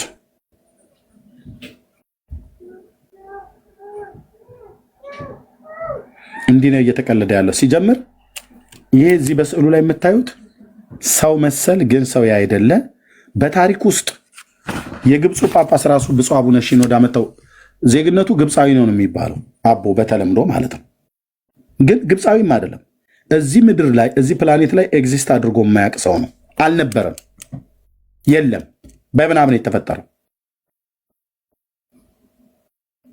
አሁን እንዲህ አይነትን ተረት አልቀበልም ብሎ በማለት ይሄ ወንድም የጻፈውን ነው ይሄኛው የተቃወመው ማለት ነው። እንደውም ላልፈው ነበር የፈለግኩት። ይህን ነው በቴሌግራም ግሩፕ ላይ ያናገርኩት። ይህ ስክሪንሾት ነው። በነገራችን ምንድን ያለ እንደዚህ ያለ ተረታ ተረት ቤተክርስቲያን ማጽዳት አለባት። ማን ያሬን አጅሬው። እሺ እንዴት ነህ? ሰላም የገባው ሰው ማይክን ክፈተው። እንዳስገባህ ብለህ ነው ወንድ ከሆንክ ምናምን ነገር ስትል ነበራል። ማይክን ክፈተው። በቃ ወንድነት ታየ ማለት ነው ያንተ። እሺ ይህ ስክሪንሾት ነው። በነገራችን ምንድን ያለ እንደዚህ ያለ ተረታ ተረት ቤተክርስቲያን ማጽዳት አለባት። ማን ያሬን አጅሬው።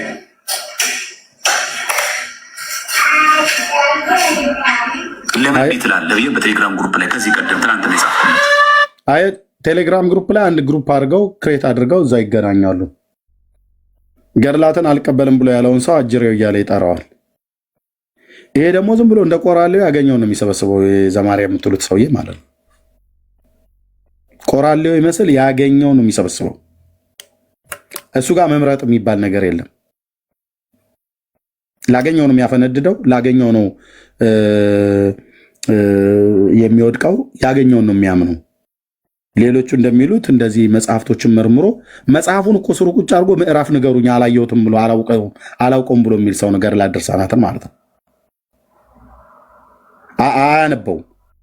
በባለፈው እንደዚህ እዚህ ገድለ ገብረ መንፈስ ቅዱስ ላይ ሲዋሽ ማለት ነው የት አለ ብሎ የሚል የት አለ ነው የለም እኮ ውሸታቸው ነው ብሎ ሲል እኔ ምዕራፉን የነገርኩትኝ ወጥቼ ላይቭ ላይ ስናገር ተመስገን መጣና ከማነው ልደተ ቃል ጋር አንድ ቤት ነበሩ ያሉት። እስቲ ምዕራፍና ቁጥሩን ንገረን ምናምን ነገር ብሎ አለ። ተመስገን ከታች መጣና እዚህ ኮሜንት ላይ ማለት ነው። ከዛ ምዕራፍና ቁጥሩን ስነግራቸው ዘማርያምና ልደተ ቃል ምናምን ነገር ሆነው ተመስገን ሆኖ ቤት ከፈቱ። የዛን ቀን ቤታቸው ገብቼ ላወራ ስል አታወራም ብሎ አስወረዱኝ ማለት ነው። መጽሐፉን ይዞት ምዕራፉን የማያውቀው ሰውዬ ማለት ዘማርያም ማለት ነው። አንድ ሁለተኛ ወንድማችን ሜሎስ ድርሳነ ኪዳነ ምሕረት ላይ የሆነ ነገር አወጣበት። ሲያወጣ የለም እኮ አለ። የለም ድርሳነ ኪዳነ ምሕረት የለም አለ። ድርሳነ ኪዳነ ምሕረት በነአኩቶ ለአብ ገዳም የታተመውን ብቻ ነው እሱ የሚያውቀው። እኔም ጋር በነአኩቶ ለአብ ገዳም የታተመው ነው። እንደውም ሁለት ነው፣ ደብል ሆኖ ነው የመጣው እኔ ጋር ሲመጣ። ግን ድርሳነ ኪዳነ ምሕረት በነአኩቶ ለአብ ብቻ ሳይሆን በእንጦጦ ኪዳነ ምሕረት ቤተክርስቲያንም ታትሟል። እሱን አላወቀውም። ስለዚህ በድርሳነ ኪዳነ ምሕረት ላይ ሜሎስ ያወጣውን ነውር ዘማርያም ሲፈልግ አጣው። ከዛ የለም እኮ እነዚህ እኮ በቤተክርስቲያን ላይ የሚዋሹ ውሸታሞች ናቸው ብሎ ሲል ሜላ ደፈጠና አናቱን ብሎ የሚል ይኸው ብሎ ፊት ለፊት ላይ ያወጣበት ማለት ነው። ስለዚህ መጽሐፉን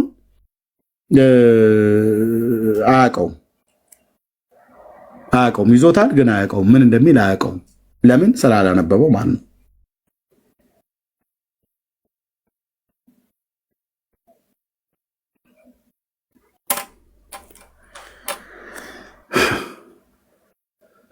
ይህ ሰው የሚመስል ግን ሰው ያይደለ፣ ሰው የሚመስል ግን ሰው ያይደለ በምናብ የተፈጠረ አቦ በዚህ ምድር ላይ ነበረ ብሎ የሚለኝ ሰው ካለ እኔ ኦፊሻሊ ወደ ኦርቶዶክስ እመልሳለሁ። ኦፊሻሊ እኔ ፊት ቀርቦ አቦ የሚባል ሰው ነበረ እዚህ ምድር ላይ ብሎ የሚል ሰው ካለ ማለት ነው ኦፊሻሊ ነው የምመልሰው ወደ ኦርቶዶክስ። ኤግዚስት ያደርግ ነበር ይሄ ሰውዬ ነበረ ብሎ የሚል ሰው ካለ የመረጃ መብረቅ ነው የማወርድበት። የለም ቢኖርም ይሄም አያድንህም፣ ይሄም አያድንህም፣ ማንም አያድንህም። አዳኙ ኢየሱስ ነው። ወደ ጌታ ዘወር በሉ ትድናላችሁ። በጌታ በኢየሱስ ክርስቶስ በማመን ነው ሰው ንስሐና የኃጢአት ይቅርታውን የሚያገኘው ከዘላለም ፍርድ የሚድነው። እግዚአብሔር ልጄን ስሙት ነው እንጂ ያለው ልጁን የሚሰማ እንጂ በሕይወት የሚኖረው ልጁን የማይሰማ ነው እንጂ የሚፈረድበት። እንዲህ አይነት በሕዝብና በሕዝብ መካከል መከፋፈልን የሚያመጣ እንደዚህ አይነት ነውረኛ ጽሑፍን አንብቦ ለነፍስም ለስጋ ምንም የሚፈይድ ነገር የለም። ጌታ ኢየሱስ ክርስቶስን እመኑ ትድናላችሁ፣ ከዘላለም ጥፋት ትድናላችሁ፣ የኃጢአት ይቅርታችሁን ታገኛላችሁ።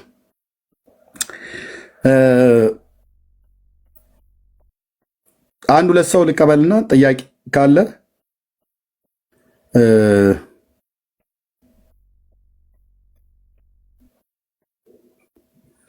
አበቃለሁ ማለት ነው።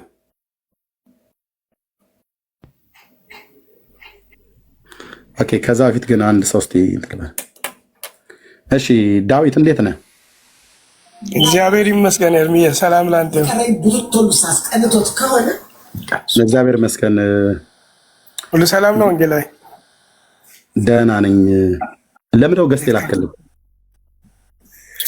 አይ አጋጣሚ ኦንላይን ትላለህ ብዬ ነው። አይቻልም። ምን ስትል ነበር አንተ በዚህ አገልግሎት ላይ ከዛሬ ስንት ዓመት በፊት ላይ ምን ስትል ነበረ? ወደኋላ ለምን ትመለሳለህ? በእኔና በአገልግሎቱ ላይ ምን ስትል ነበረ? አይ በአንተ አገልግሎት ዙሪያ አይደለም። እንድገባ አልፈለግክም? ልውጣ?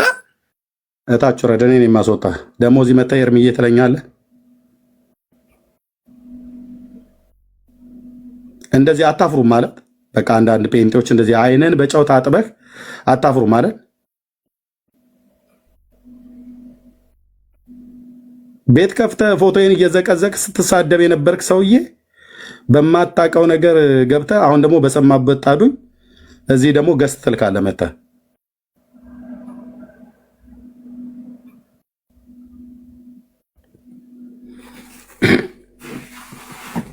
ነውረኛ ትውልድ። የእሱ አገልግሎት ምን አገልግሎት ነው እያለ እኮ ሲያላግጥ እኮ የነበረ ሰው ነው። አይገርማችሁ?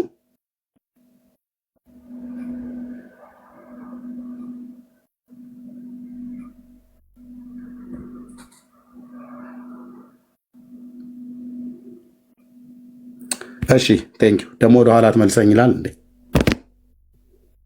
አሁን መጥቶ ደግሞ ኤርሚዬ እውነት እውነት ልባችሁ እኮ እንደዛ አይልም እኮ አይልም፣ ልባችሁ አይልም።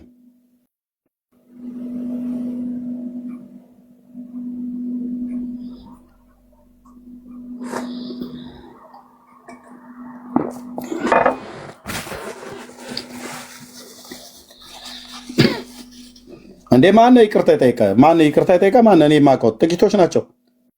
የመጀመሪያ ፋና ወጊ ይሄ ወንድማችን ቤኪ እዚህ በወቅቱ ተሳስቼ ነበር አጥፍቻለሁ ብሎ ኦፊሻሊ ይቅርታ የጠየቀ እና ኦፊሻሊ ልቤም ድሮም ይወደዋል፣ አሁንም ወደዋለሁ።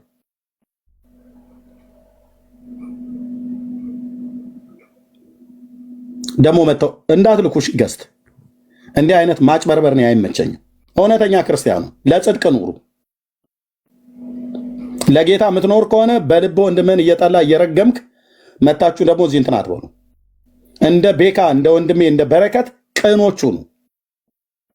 ላጠፋው ጥፋት ይቅርታ ኦፊሻል እኔንም ዳግዬንም ይቅርታ የጠየቀው ወንድም ነው። እጅግ ነው የምወደው። እንደዚህ አይነት እንደኛ አይነት ናቸው የጌታ ልጆች። ላጠፉት ጥፋት ይቅርታ ይጠይቃሉ። ላጠፋው ጥፋት ይቅርታ ጠይቃለሁ እኔም ራሴ ብዙ ጊዜ ማለት ነው።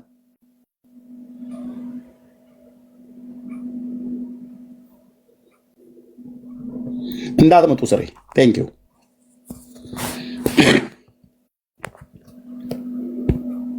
ያው ሰዓት ልታነዱ ትችላላችሁ፣ ትሞቀዋል እዛው ማለት ነው። እሺ ቴንክ ዩ ሮያልዬ፣ እንኳን ደህና መጣህ።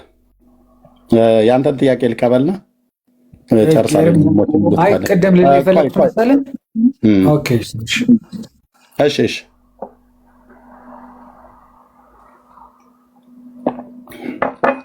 የምጠይቀው ጥያቄ ካለ በተናገርኩት፣ ካልሆነ ለወንድሞቼ ሰጥቼ ለእህቶች ሰጥቼ ጨርሳለሁ። ኦኬ እኔ ነው አይደለ? አዎ። ኦኬ እሺ ኤርሚያስ ምን አለ መሰለህ፣ አሁን ቅድም እንደዚህ ጎጃም ምናምን ሰዎች የሚለው ማለት ነው። እሱ ምን መሰለህ፣ በፊት እዛ ኤሪያ እንትን ያለ በእግዚአብሔር የማያምኑ ሰዎች ነበሩ እና ባዕድ አምልኮ የሚከተሉ ሰዎች ነበሩ። በዛ ዙሪያ እንደሆነ የሆነ ሰው ብሪፍ አድርጎ የጻፈውን አይቻለሁ አንድ መጽሐፍ እንጂ ኖርማሊ ያን የኤሪያ ሰው ለመናገር አይመስለኝም። ስለዚህ በዛ ብታየው ማለት ነው። አላየውም ሮያልዬ፣ አንተ ባየህበት አንተ በሰማህበት ነው ይኸው ብለህ ያልከኝ። ታሪኩን አታውቀውም። ያ ሰው ራሱ ይህንን ታሪክ አያውቀውም። ኦኬ አየህ፣ አንድ ቦታ ከልሎ አሁን ዳሞት ነው የዳሞት አውራጃ የተባለው ቆላ ደጋ ዳሞት ፍኖተ ሰላም አካባቢ ማለት ነው። ኦኬ ጎጃም እኔ በቆሎ ትምህርት ቤት ስለነበርኩ አውቀዋለሁ። ከዚህ ከደጀን ጀምሮ እስከ ባህር ዳር ድረስ ማለት ነው፣ እስከ አባይ ማዶ ገብርኤል ድረስ አውቀዋለሁ። ቆሎ ትምህርት ቤት ስለነበርኩ ማለት ነው። ቢያንስ በዋናው መስመር ላይ ያለውን አውቀዋለሁ፣ ወደ ውስጥ እንኳን ባልገባ። ወደ ሞጣ አካባቢ ላይ ወደ ቢቸን አካባቢ ላይ ባልሄድም ከደጀን ጨምሮ ሉማሜን በእግር ሁሉ ቦታ በእግር በመሄድ ነው የማውቀው። ደብረ ማርቆስን፣ አማኑኤል፣ ደንበጫ ወንዙን፣ ፍኖተ ሰላምን፣ ዳንግላን፣ ኮሶበር ምናምን ነገር የሚባሉትን እስከ ባህር ዳር ድረስ አውቃቸዋለሁ። አየህ፣ ዳሞትን ብሎ ዳሞትን ብቻ አይደለም ያለው፣ የጊዮንን ወንዝ ከጊዮን እስከ ጊዮን ወንዝ ድረስ ያለውን እምርልሃለሁ ብሎ አለው። ታዲያ በጊዮን ወንዝ መካከል ያለውን የጎጃምን ህዝብ እኮ ነው ያለው። ጊዮን የተባለው አባይ ማለት ነው። በአባይ ወንዝ መካከል ያለውን የጎጃምን ህዝብ ለምን ትለይብኛለህ ነው ያለው። አየህ፣ ጥያቄ እዚህ በጥያቄ ስናጣድፋቸው ለእናንተ በቅነት ለምጠይቋቸው ሰዎች መልስ ለመመለስ ሲሉ ይኸውልህ፣ አይ ምልህ የጎጃምን ህዝብ ሙሉ በሙሉ እኮ አይደለም ያለው፣ የሆነ ሰውየውን የሆነ ቦታ ላይ ከፍሎ ነው አለ።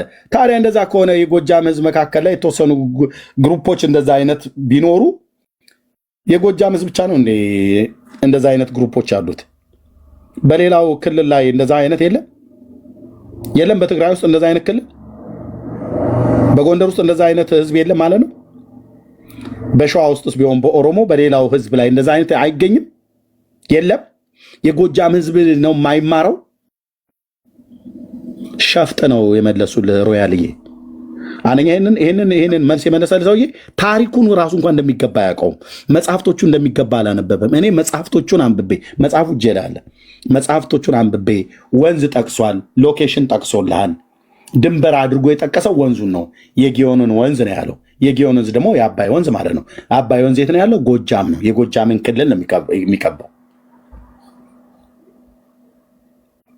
እንደ ጅብ ይጮሃሉ ብሎ ያለው፣ እንደ እባብ ያፏጫሉ፣ እንደ ዝንጀሮ ይሆናሉ፣ ሊበሉን መጡ ብሎ ያለው የጎጃምን ህዝብ ነው።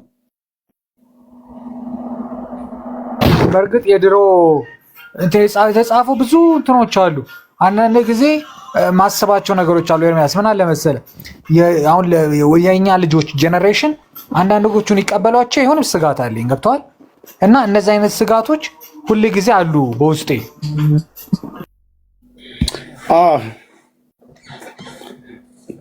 ሮያልዬ መጽሐፎቹን ስላላነበብካቸው ያለህም እውቀት ከመስማት ላይ የተነሳ ነው። የሰማሁም ደግሞ መጽሐፉን ካነበበው ሰው ሳይሆን በግምት ከሚናገር ሰው ነውና እሱን እንተው። እሺ ኤች ሰላም። ሀይ ሰላም፣ እንኳን እንዳመጣ። ከየት ቤተ እምነት ነው? እሺ በመጀመሪያ ይቅርታ፣ ያው ሩድ የሚያስከውን ቃል መጻፍ አልነበረብኝ። ሶሪ። ችግር የለውም። ከየት ቤተ እምነት ነው? ከልቤ ነው። ችግር የለውም። እሺ እንኳን ደህና መጣ። ችግር የለም። ቴንኪው፣ በጣም ነው የማመሰግነው። ቴንኪው።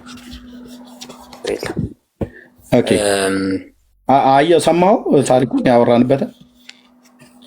ያ አይ ቲንክ ሀፍ ላይ እንደደረስኩት፣ ግን ገድለ ተክለ ሃይማኖት አርብ ላይ እና ገብረ መንፈስ ቅዱስ ላይ መሰለኝ ጥያቄው። እና ስፔሲፊክሊ እነዚህ ሁለቱ የገድል መጽሐፎች ያው ወንጌልን ለምሳሌ ገድለ ተክለ ሃይማኖት ካየን ወንጌልን በኢትዮጵያ ክፍለ ሀገር እየዞሩ ምናምን እንትን ሲሉ የገጠማቸው ነገር ነው የጻፈው አይደል? ያው ካልተሳሳትኩ ማለት ነው። አንተም ማለት ይሄ ምንድን ነው በየክፍለ ሀገሩ ህዝቡን እየከፋፈሉ ነው የሚል ሴንስ ሳይሆን ያለው፣ ለምሳሌ የድንግል ማርያም ለምሳሌ ኢትዮጵያ የአስራት ሀገሯ ነች እንላለን።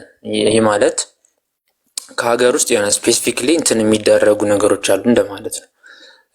እና በዛ ሴንስ ማየት ይቻላል ለማለት ነው ባጭሩ። እንዴት ስለ አስራት ሀገርነት እኮ አይደለም አሁን። እሺ ላቦ ሲጀምር ኢትዮጵያ የማርያም ነች አይደል አስራት ሀገርነቷ ተብሎ የሚባለው? ጀነራሊ ቅዱሳን ሀገር ትባላለች፣ ግን የአስራት ሀገር ደግሞ ለኢትዮጵያ የማርያም የአስራት ሀገር ነች ትባላለች። የአቦስ የአስራት ሀገር አይደለች? ለአቦስ የአስራት ሀገር ሆና አልተሰጠችውም? ያው ለድንግል ማርያም ተሰጠች ማለት ያው እሷ የቅዱሳን ከተማ ትባላለች፣ የእግዚአብሔር ከተማ ትባላለች። ለአቦስ አልተሰጠችውም ወይ ነው? ሙሉ ኢትዮጵያ ሜቢ አላቅም። ቃል ኪዳን ከተሰጣችሁ አስራት ተሰጥቶታል። እሺ መጽሐፉ ነው የሚናገረው። ለአቦም አስራት ተሰጥቶታል። ለተክለ ሃይማኖትስ አስራት አልተሰጠው? እንደ ቃል ኪዳናቸው ይሰጣቸው ይችላል።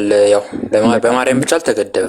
ቴንኪው። በቃ እኔ እስከማውቀው ድረስ በገድላትና በድርሳናት ላይ በእስትንፋሰ ክርስቶስ ለተክለ ሃይማኖት፣ ለገብረ መንፈስ ቅዱስ፣ ለዘርአ ብሩክ፣ ለአቡነ ሰላማ ፍሬምናጦስ ከሳቴ ብርሃን ማለት ነው፣ ለእነዚህና ለሌሎችም አይ ቲንክ የማስታወሳቸው ብዬ በግምት እንዳልናገር ብዬ ነው። ለእነዚህ ሁሉ ሰዎች አስራት ተሰጥታለች፣ ለሁሉም ማለት ነው። አስራት መሰጠቱ አይደለም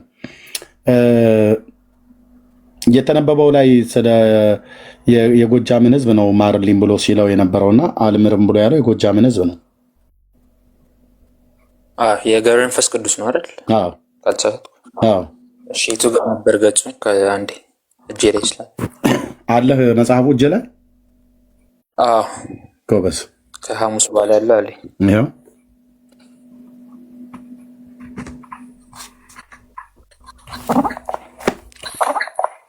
የገብረ መንፈስ ቅዱስ በፒዲኤፍ፣ የተክለ ሃይማኖት ነው ሃርድ ኮፒ አለኝ። ችግር የለም። ያው የገብረ መንፈስ ቅዱስ በእንትኑ ካለ ማለት ነው ፒዲኤፍ 32ኛው ታምር ማለት ነው።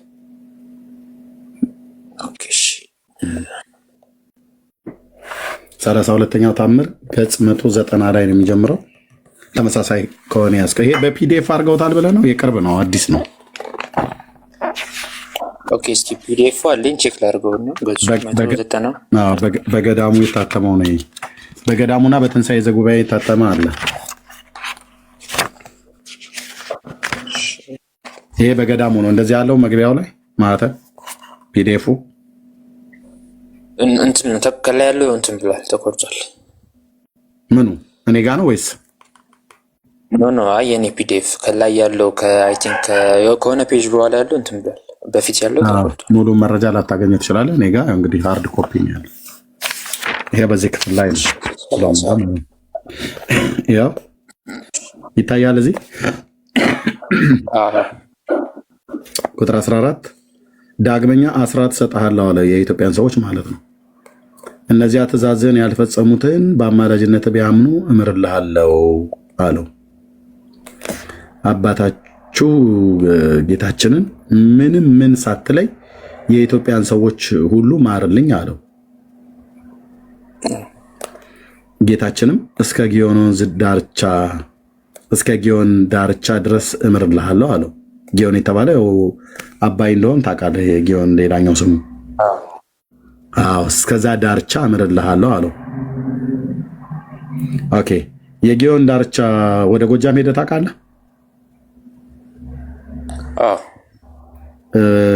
ከዚህ ከሸዋ ከአዲስ አበባ ስትነሳ በሰላሌ በፊቼ አድርገህ በደብረ ጽጌ ከዛ ጎሃ ጽዮን ከተማ ታውቃታለህ? ከዛ ከጎሃ ጽዮን ቁልቁለት የአባይ በረሃ ነው ያለው አይደል? እኔ በእግሬ ሁሉ የነኳተንኩበት። እሺ ያን የአባይን በረሃ ጨርሰ ወደ ማዶ ስትሄድ ወደ ጎጃም አቀበቱን ስትወጣ የደጀን ከተማ ነው አይደል ያለው? ስለዚህ በጎሃ ጽዮንና በደጀን ከተማ መካከል መሀሉ ላይ ምንድን ነው ያለው? የአባይ በረሃና ወንዙ ነው አይደል?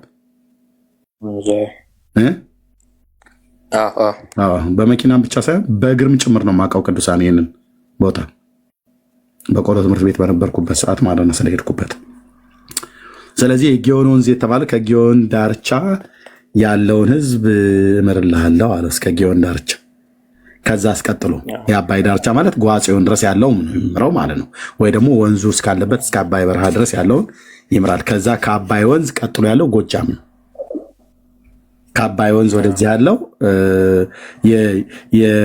የጎሃ ጽዮንን ቁልቁለት ወንዙ ያለበት ድረስ ሸዋ ነው። ከዛ ከወንዙ ከተሻገርክ በኋላ ደግሞ አቀበቱን ወጥተህ ደጀን እስክደርስ ድረስ ያለው ጎጃም ነው።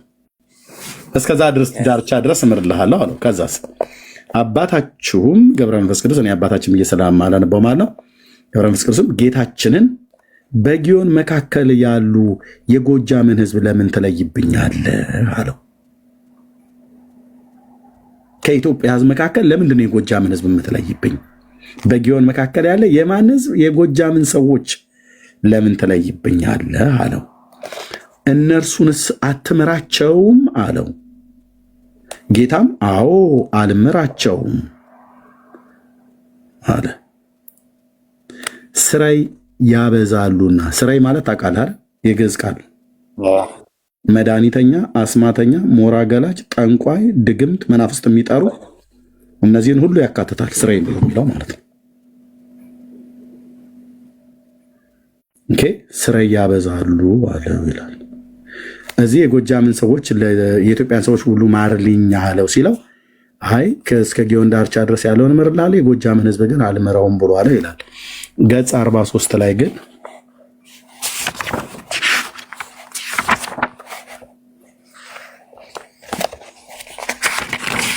እዚህ ሶሪ ገጽ 43 አልኩኝ። ገጽ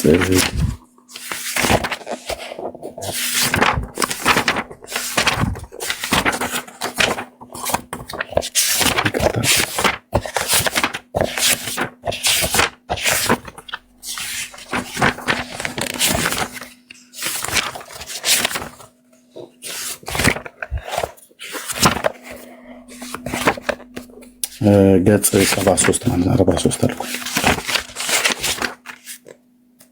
እዚህ ጋር ግን ምን አለ ይላል? ገጽ 73 ልብ በሌ ቅድሙ የጎጃምን ሰዎች ማርልኝ ብሎ ያለው እዚህ ክፍል ላይ ነው። ገጽ 193 ማለት ነው። አልምራቸውም ብሎ ያለው እዚህ ክፍል ላይ ነው። ይኸው ገጽ 194ኛው ላይ ስትገጥ የኢትዮጵያን ሰዎች ሁሉ ማርልኝ አለው። ጌታችንም እስከ ጊዮን ዳርቻ ድረስ እምርልሃለሁ አለው። እስከ ጊዮን ዳርቻ ድረስ እስከ አባይ ወንዝ ድረስ ያለውን እምርልሃለሁ፣ ከአባይ ወንዝ ማዶ አትጠይቀኝ እያለው ነው ጌታ። ስለ እነሱ ምሕረት አትጠይቀኝ። ከአባይ ወንዝ ወዲያ ማዶ ያሉት ማን ናቸው? የጎጃም ሰዎች ናቸው። እነሱን ለምን ትለይብኛለህ ብሎ ሲለው እነሱ ስራ ያበዛሉ፣ መተተኛና ጠንቋይ አስማተኞች ናቸው፣ ደጋሚዎች ናቸው፣ ሰውም ይበላሉ ነው። በዚህኛው መጽሐፍት ላይ ሰው ይበላሉ ብሎ ስለጻፈ ማለት ነው። ኦኬ። ግን እዚሁ ጋር አልምርም ብሎ ያለውን የጎጃምን ህዝብ የኢትዮጵያን ህዝብ በሙሉ ማርልኝ ብሎ ሲለው የኢትዮጵያን ሰዎች ሁሉ ማርልኝ አለው። በሙሉ ነው ምሕረትን ማርልኝ ብሎ ያለው። የጊዮን ህዝብ ለየና የጎጃምን ህዝብ ለየና ሌላውን ምሬልሃለሁ አለው። እዚህ ጋር ግን የሚለውን ስማልኝ። ቁጥር 5 ላይ ገጽ 73 ከዚህም በኋላ ጌታችን መጥቶ በባህር ዳር ቆሞ ወዳጄ የገብረ መንፈስ ቅዱስ የኢትዮጵያን ሰዎች ሁሉ ምሬልሃለሁና ተነሳ ውጣ አለው ይላል። 100 ዓመት ተዘቅዝቆ እየጸለየ በነበረበት ማለት ነው። እዛ ጋር ጌታችን ተገለጠለትና 100 ዓመት ድረስ ተዘቅዝቆ እየጸለየ እያለ ጌታ ተገለጠለትና ለምን በተዘቅዝቆ ይጸልይ የነበረው? የጎጃምን ሰዎች የኢትዮጵያን ሰዎች ማርልኝ ነበር እያለ ይጸልይ የነበረው አሉ። አይ እንትን ነው እዚህ ጋር ይቅርታና አቡነ ገብረ መንፈስ ቅዱስ የግብፅ ቅዱስ ናቸው። ወደ ኢትዮጵያም ተልኮ ነው የሄዱት። አይደለም ተልኮ ነው የሄዱት አይደለም ወንድምዬ፣ ከታሪካቸው እንደዛ ነው እንግዲህ ይባላል። ታሪኩ እንደዛ ይላል እንጂ አይደለም። በምናብ የተፈጠረ ነው እንጂ እና አይደለም። ግብፃዊ ሰው አይደለም ታሪኩ። ልክ አሁን አንተ እንደምትለው ከኒሳ ከምትባል ምድር ላይ ከግብፅ አውራጃ ነው መጣ የሚል ያለው ብፁዕ አቡነ ሺኖዳ የሚባሉት የግብፁ ጳጳስ እነ ብፁዕ አቡነ ጳውሎስ ፓትሪያርክ በነበሩበት የሞቱት ከጠቅላይ ሚኒስትር መለስ ዜናዊ ጋር እሳቸው በሞቱ ጊዜ የሞቱት ጳጳስ እሳቸው በሕይወት እያሉ የቅርብ ሰው የሚያውቅ አይ ቲንክ አንድ ጥያቄ ጠይቀዋቸው ስለ አቦ እኛ በሀገራችን ላይ አቦ የሚባል ሰው አናቅም ነው ብሎ ያሉት። ኦኬ ማስረጃ አለ እሱ? አዎ እሳቸው በጥያቄ ተጠይቀው ነው ይህን የመለሱት። አሁን አቦ በኢትዮጵያ ውስጥ አለ ብሎ የሚለው ሰው ካለ ይምጣና እኔ በዚሁ መጽሐፍት ላይ ያለውን ጥያቄ ስጠይቀው አቦ እንደሌለ ያስረዳል ማለት ነው። ለምሳሌ አሁን አድምጠኝ። አሁን አቦ ከግብፅ ሀገር ነው የተወለደው። ታሪኩን እንደሚለው ግብፅ ሀገር ከኒሳ በምትባል ምድር ነው ተወለደና አደገ ተብሎ የሚባለው 265 ዓመት በኢትዮጵያ 300 ዓመት በግብፅ ሀገር ኖረ ነው ብሎ የሚለው አይደል? ታውቀዋለህ? ታሪኩን በደንብ ነው ዝም ብለህ ነው አዋው የምትለኝ? አይ አንብቤዋለሁ የተወሰነ ማለት ነው። ስለዚህ 300 ዓመት በግብፅ 265 ዓመት በኢትዮጵያ ኖረ ይላል አይደል? እሺ 300 ዓመት በግብፅ 265 ዓመት በኢትዮጵያ ሲኖር በድምሩ ስንት ዓመት ኖረ ማለት ነው በምድር ላይ?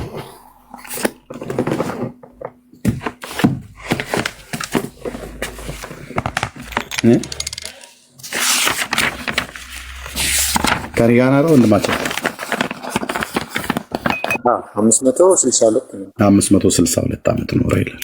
አዎ ያው 300 ዓመት በግብፅ 265 ዓመት በኢትዮጵያ በድምሩ ስንት ይሆናል ማለት ነው? 562 ዓመት ይሆናል።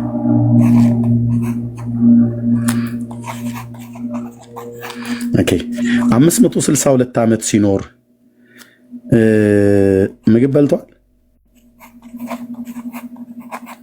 አልበላም።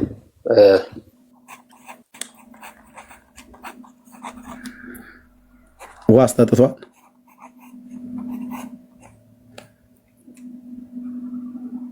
እሺ እንዳልሳት እየተጠነቀኩ ነው። የጠጣ አይመስለኝም። አልጠጣም። ልክ ነው።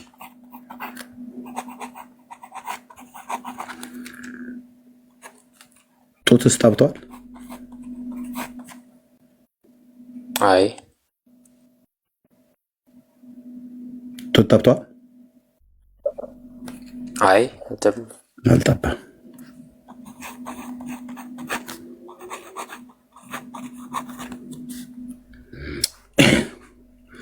ሰው ጡት ሳይጠባ እህል ሳይበላ ውሃ ሳይጠጣ ለእነዚህን ያህል ዓመት ይኖራል?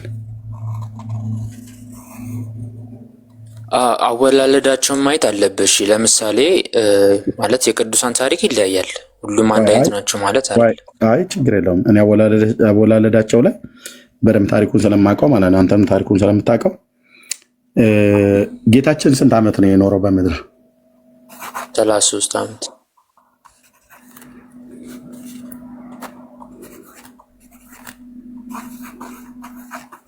33 ዓመት ኖሯል። ጌታችን ጡት ጠብቷል?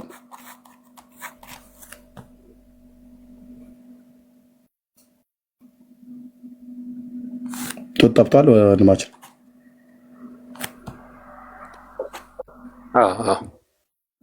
የተጻፈ የለም ማለት የተጻፈ የለም፣ ግን እናት ሆና ስለወለደችው አጥብተዋለች። ምንም ጥርጥር የለም። ኦኬ ይህንን ማነው? ምክንያቱም ጡት ጠባ ብሎም አልተጻፈም፣ አልጠባምም ተብሎ አልተጻፈም። ሰው ሆኖ ስለተወለደ በነገር ሁሉ ወንድሞቹን ሊመስለው ስለተገባው፣ ስለዚህ ጡት ጠብቷል ማለት ነው። ኦኬ እሺ፣ ምግብስ በልተዋል ጌታ?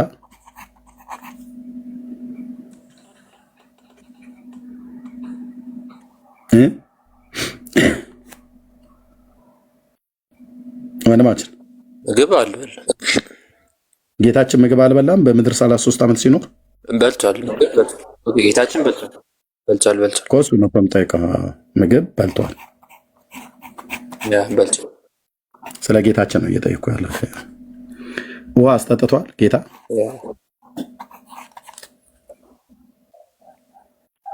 ያው ጠጥቷል ብዬ አስባለሁ። እንዴ በደንብ እንጂ በደንብ ጠጥቷል። ኦኬ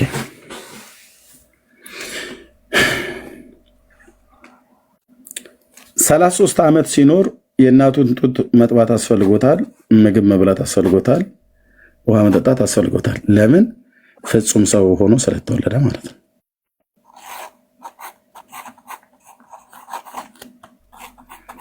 ፍጹም ሰው ስለሆነ ኦኬ። ጌታ ይህንን በዚህ 33 ዓመት ውስጥ ካደረገ 562 ዓመት ሲኖር ጡት ያልጠባው ምግብ ያልበላው ውሃ ያልጠጣው ሰውዬ እንዴት ኖረ?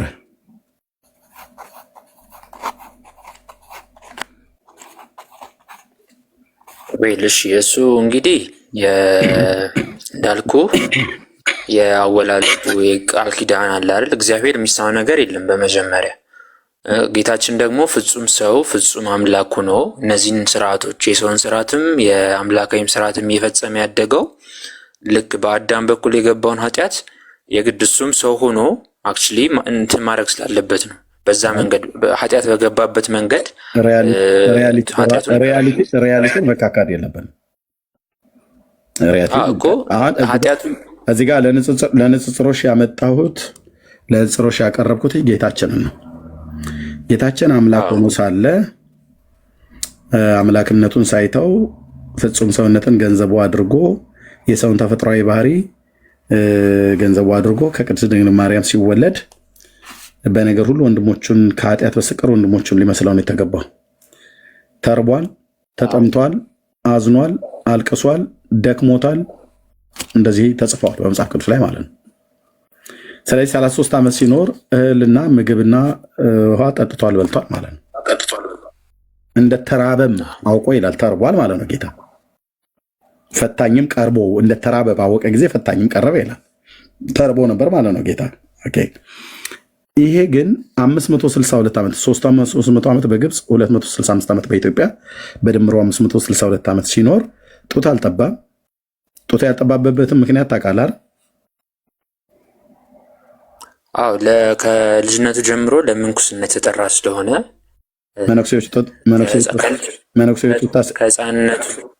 ከሕፃንነቱ ጀምሮ በእናቱ ተወስዷል። መነኩሴዎች ጡት ሳይጠቡ ነው እንደሚያድጉት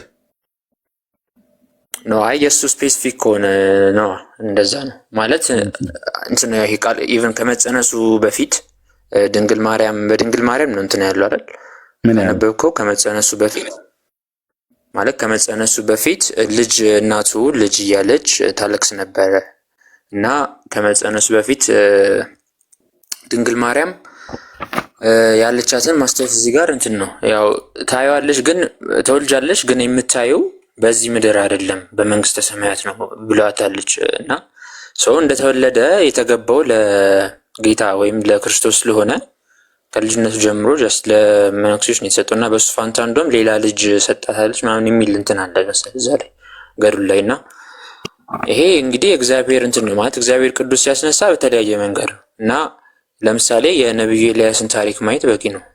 ነብዩ ኤልያስ በገድሉ ላይ ለምሳሌ በእሳት እንትን ጨርቅ እንደተጠቀለለ ምናምን ነው የሚያሳየው። ኦኬ እሱ ደግሞ ሰው ነው ብለህ በምን እንደተጠቀለለ በእሳት የኤልያስ ገድሉ ማለት አዎ፣ ነብዩ ኤልያስ ማለት ነው። ማን የነገራቸው? ሲወለድ ነው በእሳት የተጠቀለለው? በእሳት ጨርቅ ነው የተጠቀለለው። አዎ። ማን ነው ይሄንን የጻይታ እና ገድሉ ነው የሚናገረው። ገድሉ ከልጅነቱ ጀምሮ ለእግዚአብሔር የተለየ የኤልያስ እናት ስለሆነ የኤልያስ እናት ማን ነው ስሙ? አቅሌሲያ መሰለች ቶና ኦራ ካልተሳሳትኩ። የነብዩ ኤልያስ እናት ማናት አልከኝ? አባቱስ ማን ነው? እሺ አንዴ ቆይ።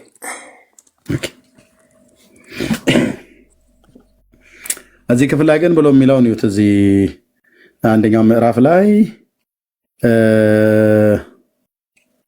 እንደዚህ ይላል። ይኸውላችሁ እሱ እያወጣው የኤልያስን ቤተሰብ ማለት ነው፣ ሌላ ታሪክ ማለት ነው። እርግናው መታሰቡ ያማረ ጽንሱ ተጋዳ በነጽኑ ተጋዳይ ክቡር ንዑድ የሚሆን የከበረ አባታቸው ገብረ መንፈስ ቅዱስን ገድል ማንበብ እንጀምራለን። ንዑድ ክቡር አባታቸው ገብረ መንፈስ ቅዱስ ከደቡባዊ ግብፅ ከታችኛው አውራጃ ንሂሳ ነው ብሎ የሚለው ግን ከምትላለች ከን ለምን እንደተውት አይዶ ነው። እኔ የማውቀው ከንሂሳ ነው፣ ንሂሳ ነው ብሎ ያሉት እዚህ ጋር። እሺ ከምትባል ሀገር የወጣ ገዳማዊ ነው። ከግብፅ ገዳማት 300 ዓመት ኖረ። ከዚያም መጥቶ የኢትዮጵያ ገዳማትን ዞረ። በዝቋላ በምድረ ከብድ 262 ዓመት ኖረ። እህል ሳይበላ ውሃ ሳይጠጣ ልብስም ሳይለብስ ኖረ። በምድር ላይ እንደ ሰው ሳይሆን እንደ መላእክት ኖረ ይላል።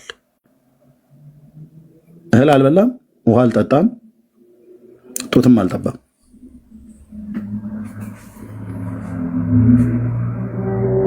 ኦኬ ከሰውስ ወገን ያየው አለ ወንድማችን ና ተመለስ። በቃ ናቶ ኤልያስን ቶ የሌለ ታሪክ ነው እሱም የሌለ ታሪክ ነው። ባይዘው ታውቃላችሁ ነቢዩ ኤልያስ ዘሩ ኢትዮጵያዊ ነው በኦርቶዶክስ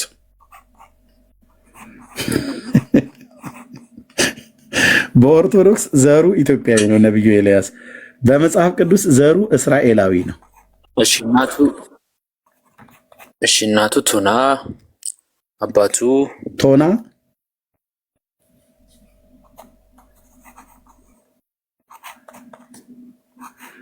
ቶና አባቱስ በረካ ነው። ቶናና በረካ የሚባል ነገር አለ ኢትዮጵያ ውስጥ ወይ? ቱና ይሄ ቱና አሳው ነው ወይስ አዶ ነው? በደንብ ማጣራት ትፈልጋለህ? ጴንጤው እኮ ምንም አታርፉም እዚህ ላይ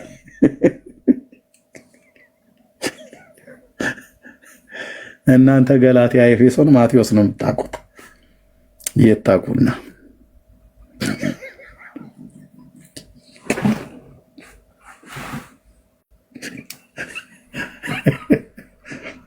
አይ ኦርቶዶክስ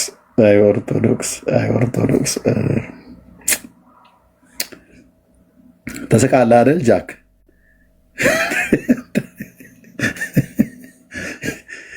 ተነስተህ አንተ ፊልጵስዩስ መልእክት ነው የምትለው። እነዚህ ቶና በረካ እንደዚህ አለ። የአባቱ ኢያሴኒዩ ይባላል። ማን?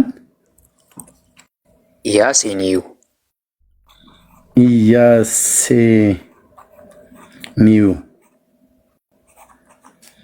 እናቱ ቶና ነው ያልከኝ ወይስ ቱና ነው ያልከኝ? ቱና ሶሪ ቃሉን በጥት የስ ቶና ምናዊ ናቸው። እስራኤላዊ። ዶክተር ዘበነ ኢትዮጵያዊ ናቸው ሲል ሰምቻለሁ። አይሚን እሱን አላውቅም። ማላውቀው ነገር ጋር አላወራም። ግን ዶክተር ዘበነ ገላድ ነው አይደል? ገላዳዊ ከገላአድ እንደሆነ ይናገራል። ባይብልም እስራኤላዊ ነው ጀነራል። የእናቱ ስምና የአባቱ ስም እኮ መጽሐፍ ቅዱሱ ላይ አይታወቅም። የነቢዩ ኤልያስ እንዴት ልታውቁት ቻላችሁ? እኮ አይታወቅም ማለት አይደለም ማለት አይደለም። ባይብል ሲጀመር የቅዱሳንን በሙሉ አይጽፍም አይደል? ለምሳሌ ዮሐንስ ወንጌል መጨረሻ ምዕራፍ ላይ መሰለኝ ጌታ እነዚህ ያደረጋቸው ነገሮች በሙሉ ቢጻፉ እሱ ስለታምር ነው። ስለሰው አሁን ስለሰው ስለሆነ ስለታላቁ ጀነራሊ ነው። ይሄ አውቶባዮግራፊ እንደዛ የለም ወንድምዬ፣ እንደዛ የለም። የአብርሃም አባቱ ይታወቃል አይደል? አዎ ታራ አይደል? ይታወቃል ስለተጻፈ ማለት ነው። ኦኬ የሙሴ አባትን ታውቀዋለህ? የነቢዩን አይ ቲንክ ሚስ ካላረኩት ቆይ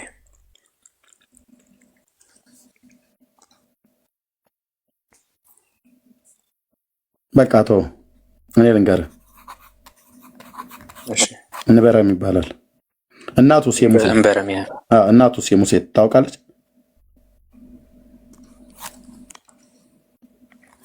ኦኬ ዮካብድ ትባላለች። ኦኬ ነገዳቸው ይታወቃል?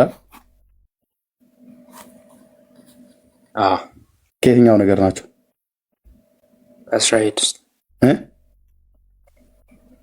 ከእስራኤል ናቸው። ከ12 ያዕቆብ ልጆች ከየትኞቹ ናቸው እነኚህ ባልና ሚስት? አይዶኖስ ሌዊ። ዘጸአት መጽሐፍትን ስታነብ ታገኘዋለህ ማለት ነው። ምዕራፍ 1 እና 2 ላይ ኦኬ የነቢዩ ሙሴ ማለት ነው። የሙሴ የነቢዩ ኢሳያስ አባቱ ይታወቃል? እኔ እንጃ። የሙሴ እንበረም እና ዮካብድ። የኢሳያስ አባቱ ይታወቃል? እኔ እንጃ። አሞጽ የአሞጽ ልጅ የኢሳያስ ስራ ሲል ሰምተህ አታውቅም? አዎ ይላል ባይብል። ኦኬ ለምሳሌ መጽሐፉ እንደዚህ አምጥቼ ባሳየህ ኢሳያው ምዕራፍ 1 ምን ይላል? የይሁዳ ነገስታትን በኦዚያና በኢዮአታም በአካዝም በሕዝቅያስም ዘመን ስለ ይሁዳ ስለ ኢየሩሳሌም ያየው የማን ልጅ ይላል? እና ወንድማችን ፕሊስ የማን ልጅ ይላል? የአሞጽ ልጅ። አባቱ አሞጽ ነው የሚባለው አይደል? የነቢዩ ኤርሚያስ ታውቃል? የነቢዩ ኤርሚያስ ታውቃል? አባቱ ና አትደበቅ፣ ወደ ውስጥ አትደበቅ ነው ወንድማችን። ጊዜ ከወሰርክብኝ እኔ ጋር ሌሊት ስለሆነ ልተኛ ነው። ጊዜ ከወሰርክብኝ እንደዚህ አልጠብቅህም። መልሰህ ወደ ውስጥ ከተደበቅ በቃ አስወጣለሁ። ወንድማችን የነቢዩ ኤርሚያስ አባቱ ታውቃል? ኬልቅያስ አይደል? ኬልቅያስ ይላል። ከብንያም ሀገር በአናቶት ከነበሩ ከካህናት ወገን የኬልቅያስ ልጅ የኤርሚያስ ቃል ይላል አይደል? ስለዚህ የሙሴ አባቱ ይታወቃል። ማን ብሎ? እንበረ። የኢሳያስ አባቱ ይታወቃል፣ አሞጽ። የኤርሚያስ አባቱ ይታወቃል አይደል? ኬልቅያስ ብሎ። ኦኬ የሕዝቅኤል አባቱ ይታወቃል?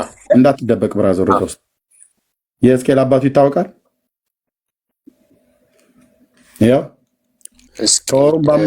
ከወሩም በአምስተኛው ቀን ትንቢተ ሕዝቅኤል መጽሐፍ ምዕራፍ 1 ቁጥር 3 ከወሩም በአምስተኛው ቀን የእግዚአብሔር ቃል በከለዳውያን ሀገር በኮቦር ወንዝ ወደ ቡዝ ልጅ ወደ ካህኑ ወደ ሕዝቅኤል መጣ ይላል አይደል?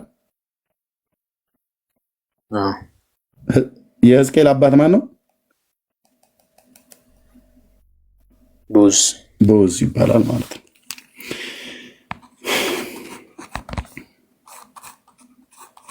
ቡዝ ይባላል። ኦኬ እንደዚሁ ሌሎቹም ነቢያት ለምሳሌ እንደ ሚኪያስ አይነት የይምላ ልጅ ይላል። ይምላ ይባላል አባቱ የሚኪያስ ማለት ነው። የተወለዱበትን አካባቢ ለምሳሌ ስለ አሞጽ ሲናገር የቴቁሄው ይላል። ቴቁሄ በምትባል ቦታ ላይ የተወለደው አሞጽ እንደኔ ይረኛ የነበረው ሰው ማለት ነው ነቢይ እና የይምላል ሚኪያስንም የይምላ ልጅ ይላል። ሞሬታዊው ሚኪያስ ማለት ሞሬት ጌሽ የምትባል ቦታ ላይ የተወለደ ነው። የአናቶቱ ኤርሚያስ ይላል። አናቶት ማለት በነገደ ብንያም ውስጥ ያለ ቦታ ነው። እንደዚህ ይናገራል በየቦታቸው በተወለዱበት ሀገር በተወለዱበት ቦታ ማለት ነው። ስለ ነቢዩ ኤልያስ ግን ሲናገር ከገለአድ ቴስቢ እንደወጣ ነው እንጂ የሚናገረው አባቱ አሁን አንተ እንዳልከን እዚህ ማን ነው ኢያሴኒው ሲጀምር ይሄ ስም የእስራኤል ስም አይደለም። ቶና ብሎ የሚል ስም እኔ በመጽሐፍ ቅዱስ ውስጥ አላየሁም። የነቢዩ የኤልያስ አገሩን ብቻ ነው የሚናገረው። ልብ በሉ ወንድሞች፣ ከዮርዳኖስ ወንዝ ማዶ ለነገደ ዛብሎን ዛብሎን አልኩኝ፣ ለነገደ ሮቤል ማለት ነው። ለነገደ ሮቤል ርስት ከተሰጠበት ቦታ ማለት ነው ገለአድ ቴስቢ የሚባለው ቦታ። ለምሳሌ እዚህ ብትጽፉ ኢዝራኤል ማፕ ታይም ኦፍ ጃሽዋ በታይም ኦፍ ጃሽዋ እንያዘው። ኦኬ በሞሰስ ኦኬ በጃሽዋ ስንይዘው ለነገደ ሩበን በተሰጠው ሮቤል ማለት ነው። ታያቸዋል። እዚህ ከዮርዳኖስ ወንዝ ማዶ ለሶስት ነገድ ተሰጥቷል። ለጋድ ነገድ፣ ለሮቤልና ለምናሴ ማለት ነው። በኢያሱ መጽሐፍ ምዕራፍ 1 ቁጥር 12 ላይ እነዚህን ሶስት ነገዶች ሙሴ ገና በሕይወት እያለ ከዮርዳኖስ ወንዝ ማዶ ርስት አድርጎ ሰጥቷቸዋል። እነዚህ አገሮች አስቀድመው የአግ ንጉስ ምናምን ነገር የሚባሉ የአሕዛብ መንግስታት ነበሩ። እዚህ የዮርዳኖስ ወንዙ አለ።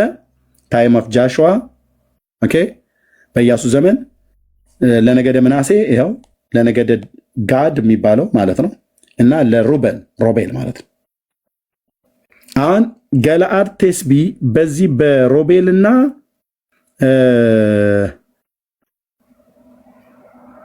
ማነው በጋድ ድንበር መካከል ላይ ነው ያለችው።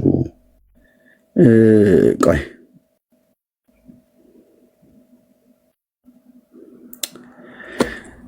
ኦኬ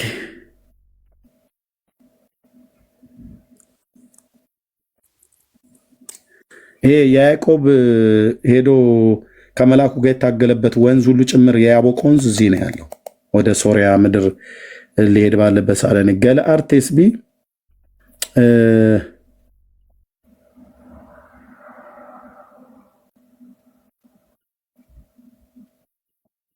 ኦኬ ቆይ አንዴ ጠብቁ። ስለ ነብዩ ሲናገር የወጣበትን አካባቢ እንጂ የሚናገረው የወጣበትን አካባቢ ነው የሚናገረው ባይብል። እርሱም የሆነው ያው በዛ ዘመን የተነሳበትን ምናምን ወደ ቀጥታ ወደ አክሱም የገባው። ስለዚህ ታዲያ ኬት አገኛችሁት ነው? ለምን ክሌም አደረጋችሁ? ያው ገድል እንግዲህ ያው እንደዛ ነው ማለት የህይወት ታሪካቸው የቅዱሳን ይታወቃል። ከየት ተገኘ ነው? ከየት አገኛችሁትና ክሌም አደረጋችሁ ነው? ጊላድ ማለት ይሄ ማለት ነው። ለነገደ ሮቤል ተሰጥቶ የነበረው ጊላድ ማለት ነው። ገለአድ ማለት ይሄ ነው። የሚቀባ መድኃኒት ከገለአድ የለምን ብለው ነቢያት ይናገሩ የነበሩት ባይዞ ባለመድኃኒተኞች ሰዎች የሚኖሩበት ነበረና ይሄ ከዮርዳኖስ ወንዝ ማዶ የነበረ ነው። ቀድሞ የአግ ንጉስ የሚባሉ ነገስታት ናቸው። የሐሴቦን የአግ ንጉስ ብሎ የሚለው እሱን አካባቢ ላይ ነው መጥተው ለነገደ ምናሴ ለጋድና ለሩበን ነው የተሰጠው። ለሮቤል፣ ለጋድ፣ ለምናሴ ነገድ እኩሌታ የተሰጠ ማለት ነው። ነቢዩ ኤልያስ የወጣው ከዚህ ነው። ለነገደ ሩቤል ከተሰጠው ቦታ ላይ ገለአድ የሚባለው ማለት ነው። ከገለአድ ቴስቢ የምትባል ቦታ ላይ ነው የወጣው።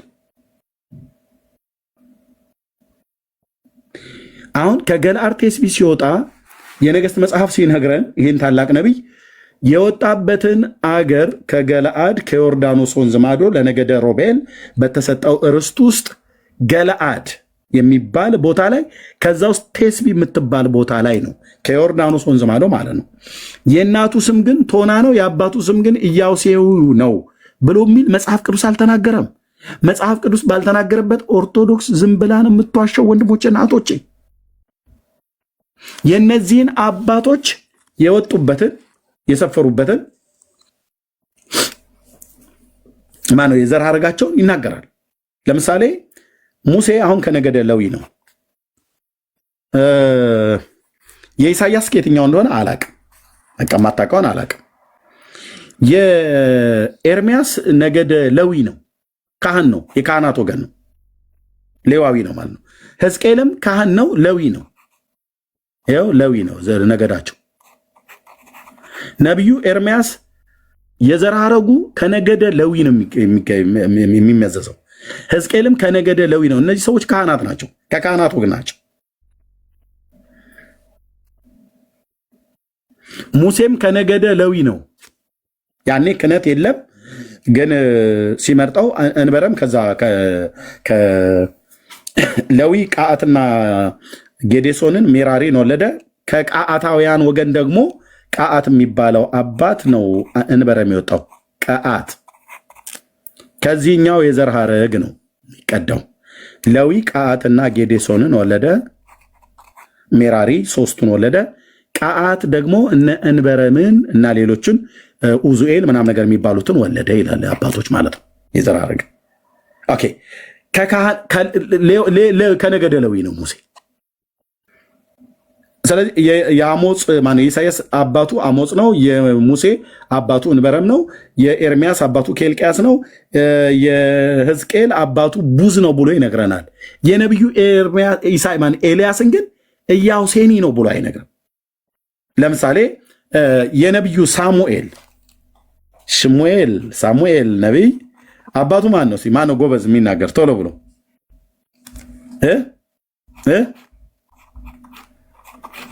ሕልቃና ይባላል።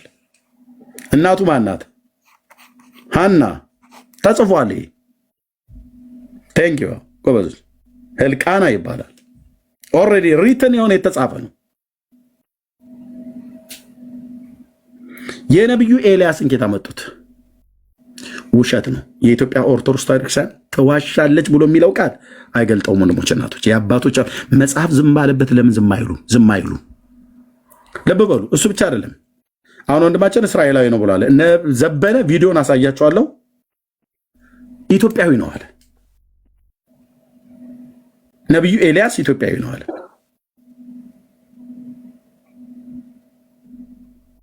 ነቢዩ ኤልያስ ኢትዮጵያዊ ነው ብቻ አይደለም። ካህኑ መልከ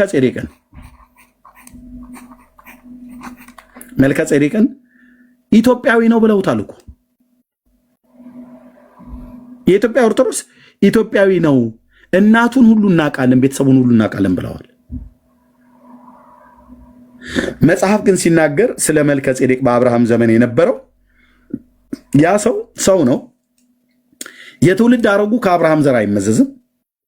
እናትና አባት ግን የሉትም ነው የሚለው መጽሐፍ ቅዱስ ሲናገር። በእግዚአብሔር ልጅ ተመስሎ ይኖራል ተብሎ የተባለለት ካህን የእግዚአብሔር ካህን እናትና አባቱ የትውልድ ቁጥር የሉትም ነው የሚለው።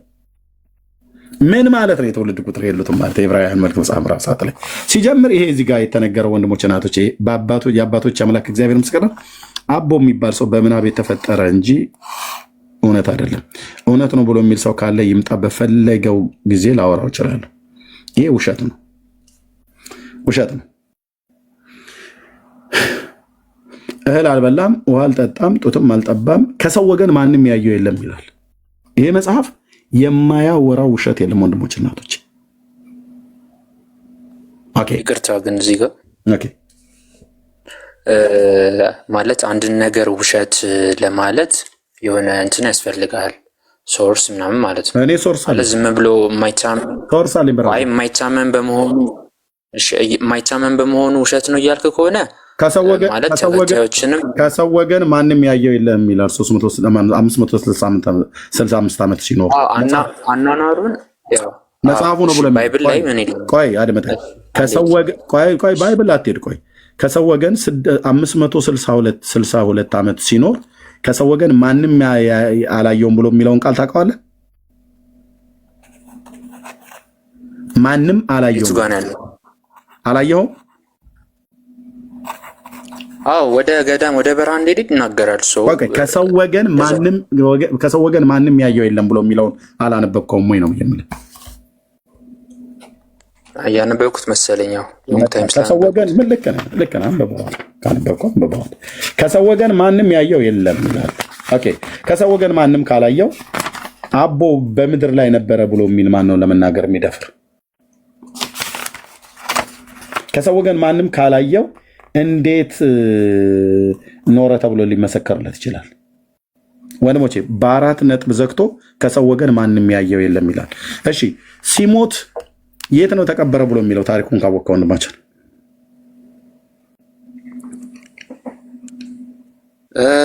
እሺ ዝቋላ መሰለኝ ሲሞት የተቀበረው ዝቋላ ነው አይደል? ሰው ሲሞት ስንት ቦታ ነው የሚቀበረው?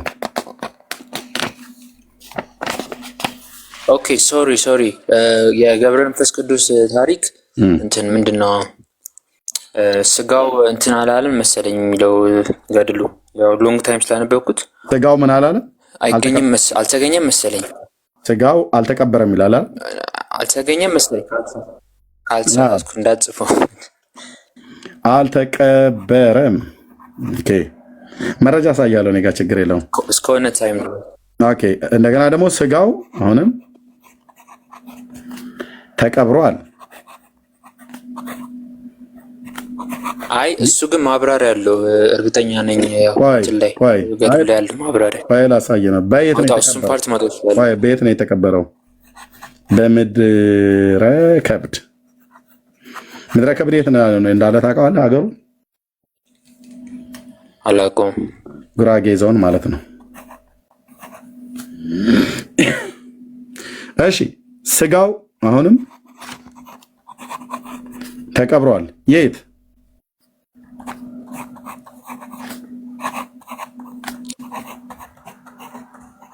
በኢየሩሳሌም። የት? እስራኤል ማለት ነው። ኦኬ እስራኤል ጉራጌ ሁለት ቦታ ላይ ተቀብሯል።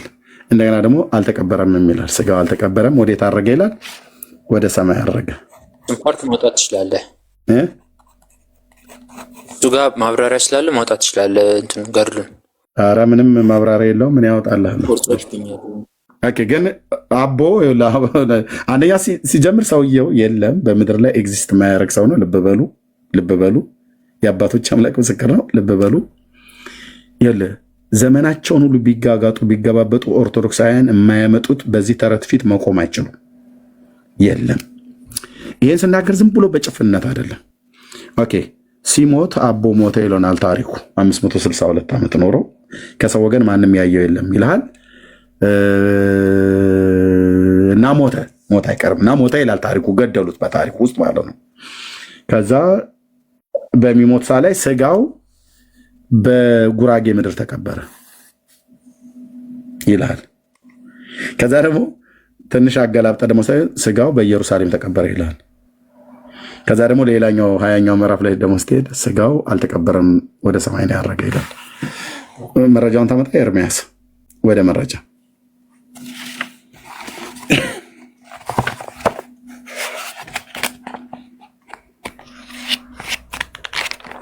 ከመልኩን ጀምራ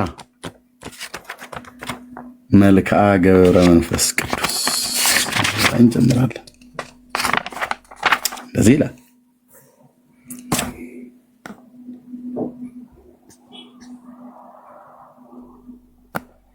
ያ ሰላም ለግንዘተ ስጋከ ክቡር ወስብሐት ዘሎቱ መጽሐፈ ገድልከሰ ይነግር ዜና ኩነቱ ገብረ መንፈስ ቅዱስ ሊተ ይመስለኒ ባህቱ ግንዘተ ስጋከ በእደ መላእክት ውእቱ እንዳኒ እግዚአብሔር የአምር ባህቲቱ አለ።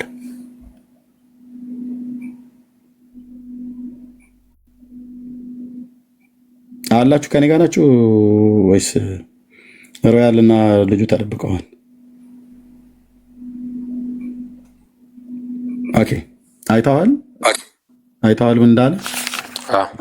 ኦኬ ሰላም ለግዘተ ስጋከ ክቡር ዘስብሐት ዘሎቱ ይላል። ያው ገብረ መንፈስ ቅዱስ ሊተ ይመስለኒ ባህቱ ግንዘተ ስጋከ በእደ መላእክት ውእቱ የስጋ መገነዝ በመላእክት እጅ የተደረገ ይመስለኛል። እንዳኒ እግዚአብሔር የአምር ባህቲቱ። ኦኬ አማርኛው ምን ይላል? እዚሁ ራስ ቤተክርስቲያን የተረጎመችው ሰላም ለግንዘተ ስጋከ ብሎ የሚለው ለግንዘተ ስጋህ ገብረ መንፈስ ቅዱስ ሆይ ክቡር ምስጋና ለተገባው ለግንዘተ ስጋህ ሰላም እልሃለሁ። ለስጋ መገነዝ ማለቱ ነው። ሰላም እልሃለሁ ለሬሳህ ማለት ነው። ሬሳህን ሰላም እለዋለሁ እያለው ከዛስ መጽሐፈ ገድልህ ግን ስለ ሁኔታው አይገልጽም ይላል። ስለ ስጋው መገነዝ ገድሉ አይናገርም። አይናገርም። ባይናገርም ግን ለአስከሬንህ ለሬሳህ ለስጋ ሰላም እላለሁ እያለው ለበድኑ ማለት ነው። አይናገርም። መጽሐፈ ገድልህ ስለ ሁኔታው አይናገርም። ምንም የሚናገረው ነገር የለም። ክቡር አባት ሆይ ለእኔ ግን ይላል ለእኔ ግን ግንዘተ ስጋህ በመላእክት ይመስለኛል የተጻፈው ያው እዚህ ጋር እንዳለ ማለት ነው። ገብረ መንፈስ ቅዱስ ሊተ ይመስለኒ ባህቱ ነው። ቆይ መጽሐፈ ገድል ከሰ ይነግር ዜና ኩነቱ ገብረ መንፈስ ቅዱስ ሊተ ይመስለኒ ባህቱ ግንዘተ ስጋከ በእደ መላእክት ውእቱ እንዳኒ እግዚአብሔር የአምር ባህቲቱ። ከዛ ምን አለ? ምን ይላል እዚህ ጋር? ክቡር አባቶ ለእኔ ግን ግንዘተ ስጋ በመላእክት ይመስለኛል። በመላእክት የተገነዝክ ነው የሚመስለኝ። ሰው አልገነዘውም ማለት ነው። አየህ፣ ሰው ጋር አልገነዘው ሰው አይደለም ማለት ነው። ሲኖር ሰው አላየውም። ሲኖር እንደ ሰው ውሃ አልጠጣም፣ መብል አልበላም፣ የእናቱን ጡት አልጠባም። ኢየሱስ ግን ሲኖር በምድር ላይ የእናቱን ጡት ጠብቷል። ጠባ ተብሎ ባይጻፍም ግን ጠብቷል፣ እንደ ሰው ስላደገ ማለት ነው። ጡት አልጠባም ብለህ ብትከራከረኝም የተጻፈ አሳይ ብለህ ብትል ላሳይ ይችላል። ጡት ጠባብ የሚል ጌታ ስላልተጻፈ ማለት ነው። መብልን ግን በልቷል፣ ውሃ ግን ጠጥቷል፣ አዝኗል፣ ደክሟል፣ ተኝቷል፣ ሞቷል፣ ተገንዟል። ዮሴፍና ኒቆዲሞስ ገነዙት ይላል። በሰው እጅ ነው የተገነዘው። ዮሴፍና ኒቆዲሞስ ናቸው ከመስቀል አውርደው ከጲላጦስ ስጋውን ለምን የገነዙት። አቦ ግን ሲገነዝ ምንድን ያለው? ግንዘተ ስጋ በእደ መላእክት ውእቱ በመላእክት የተደረገ ይመስለኛል። በይመስለኛል ነው ቤተክርስቲያን ያለቀችው። ከዛስ ዳሩ ግን እሱን እግዚአብሔር ብቻውን ቢያውቅ እንጂ ሌላ ማን ሊያውቅ ይችላል አለ። እንዴ እግዚአብሔር ብቻውን የሚያውቀውን አንተ ለምንድን ነው ታዲያ የምትገምተው? ይመስለኛል እያለ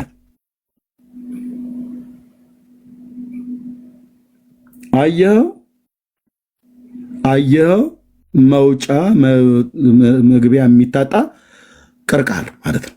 ይሄን ቤተክርስቲያኒቱ በሌሊት የምትጸነጽነው የምታዜመው ነው። ኦኬ ከዛስ ሰላም ለመቃብሪከ መቃብሩስ የመገነዙንና የመቀበሩን ዜና ገድሉ ምን ይላል? ገጽ 41 ምን ይላል? የመቀበሩን ጉዳይ መሲ መቃብሩ ላይ አንድ ቁጥር ጻፈች።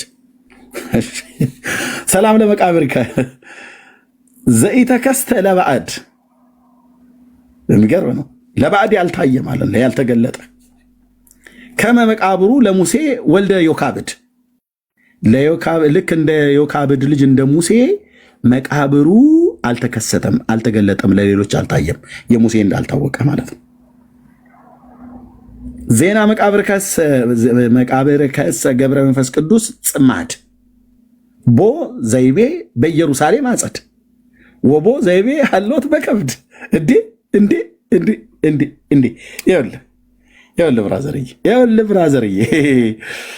ብራዘርዬ ለመቃብሪከ ገብረ መንፈስ ቅዱስ ሆይ እንደ ዮካብድ ልጅ የዮካብድ ልጅ ያው ሙሴ ማለት ነው፣ እናቱ ዮካብድ ስለሆነች እንደ ዮካብድ ልጅ እንደ ሙሴ መቃብር አድራሻው ላልታወቀና ለማንም ላልተገለጸ መቃነ መቃብር ሰላም እላለሁ።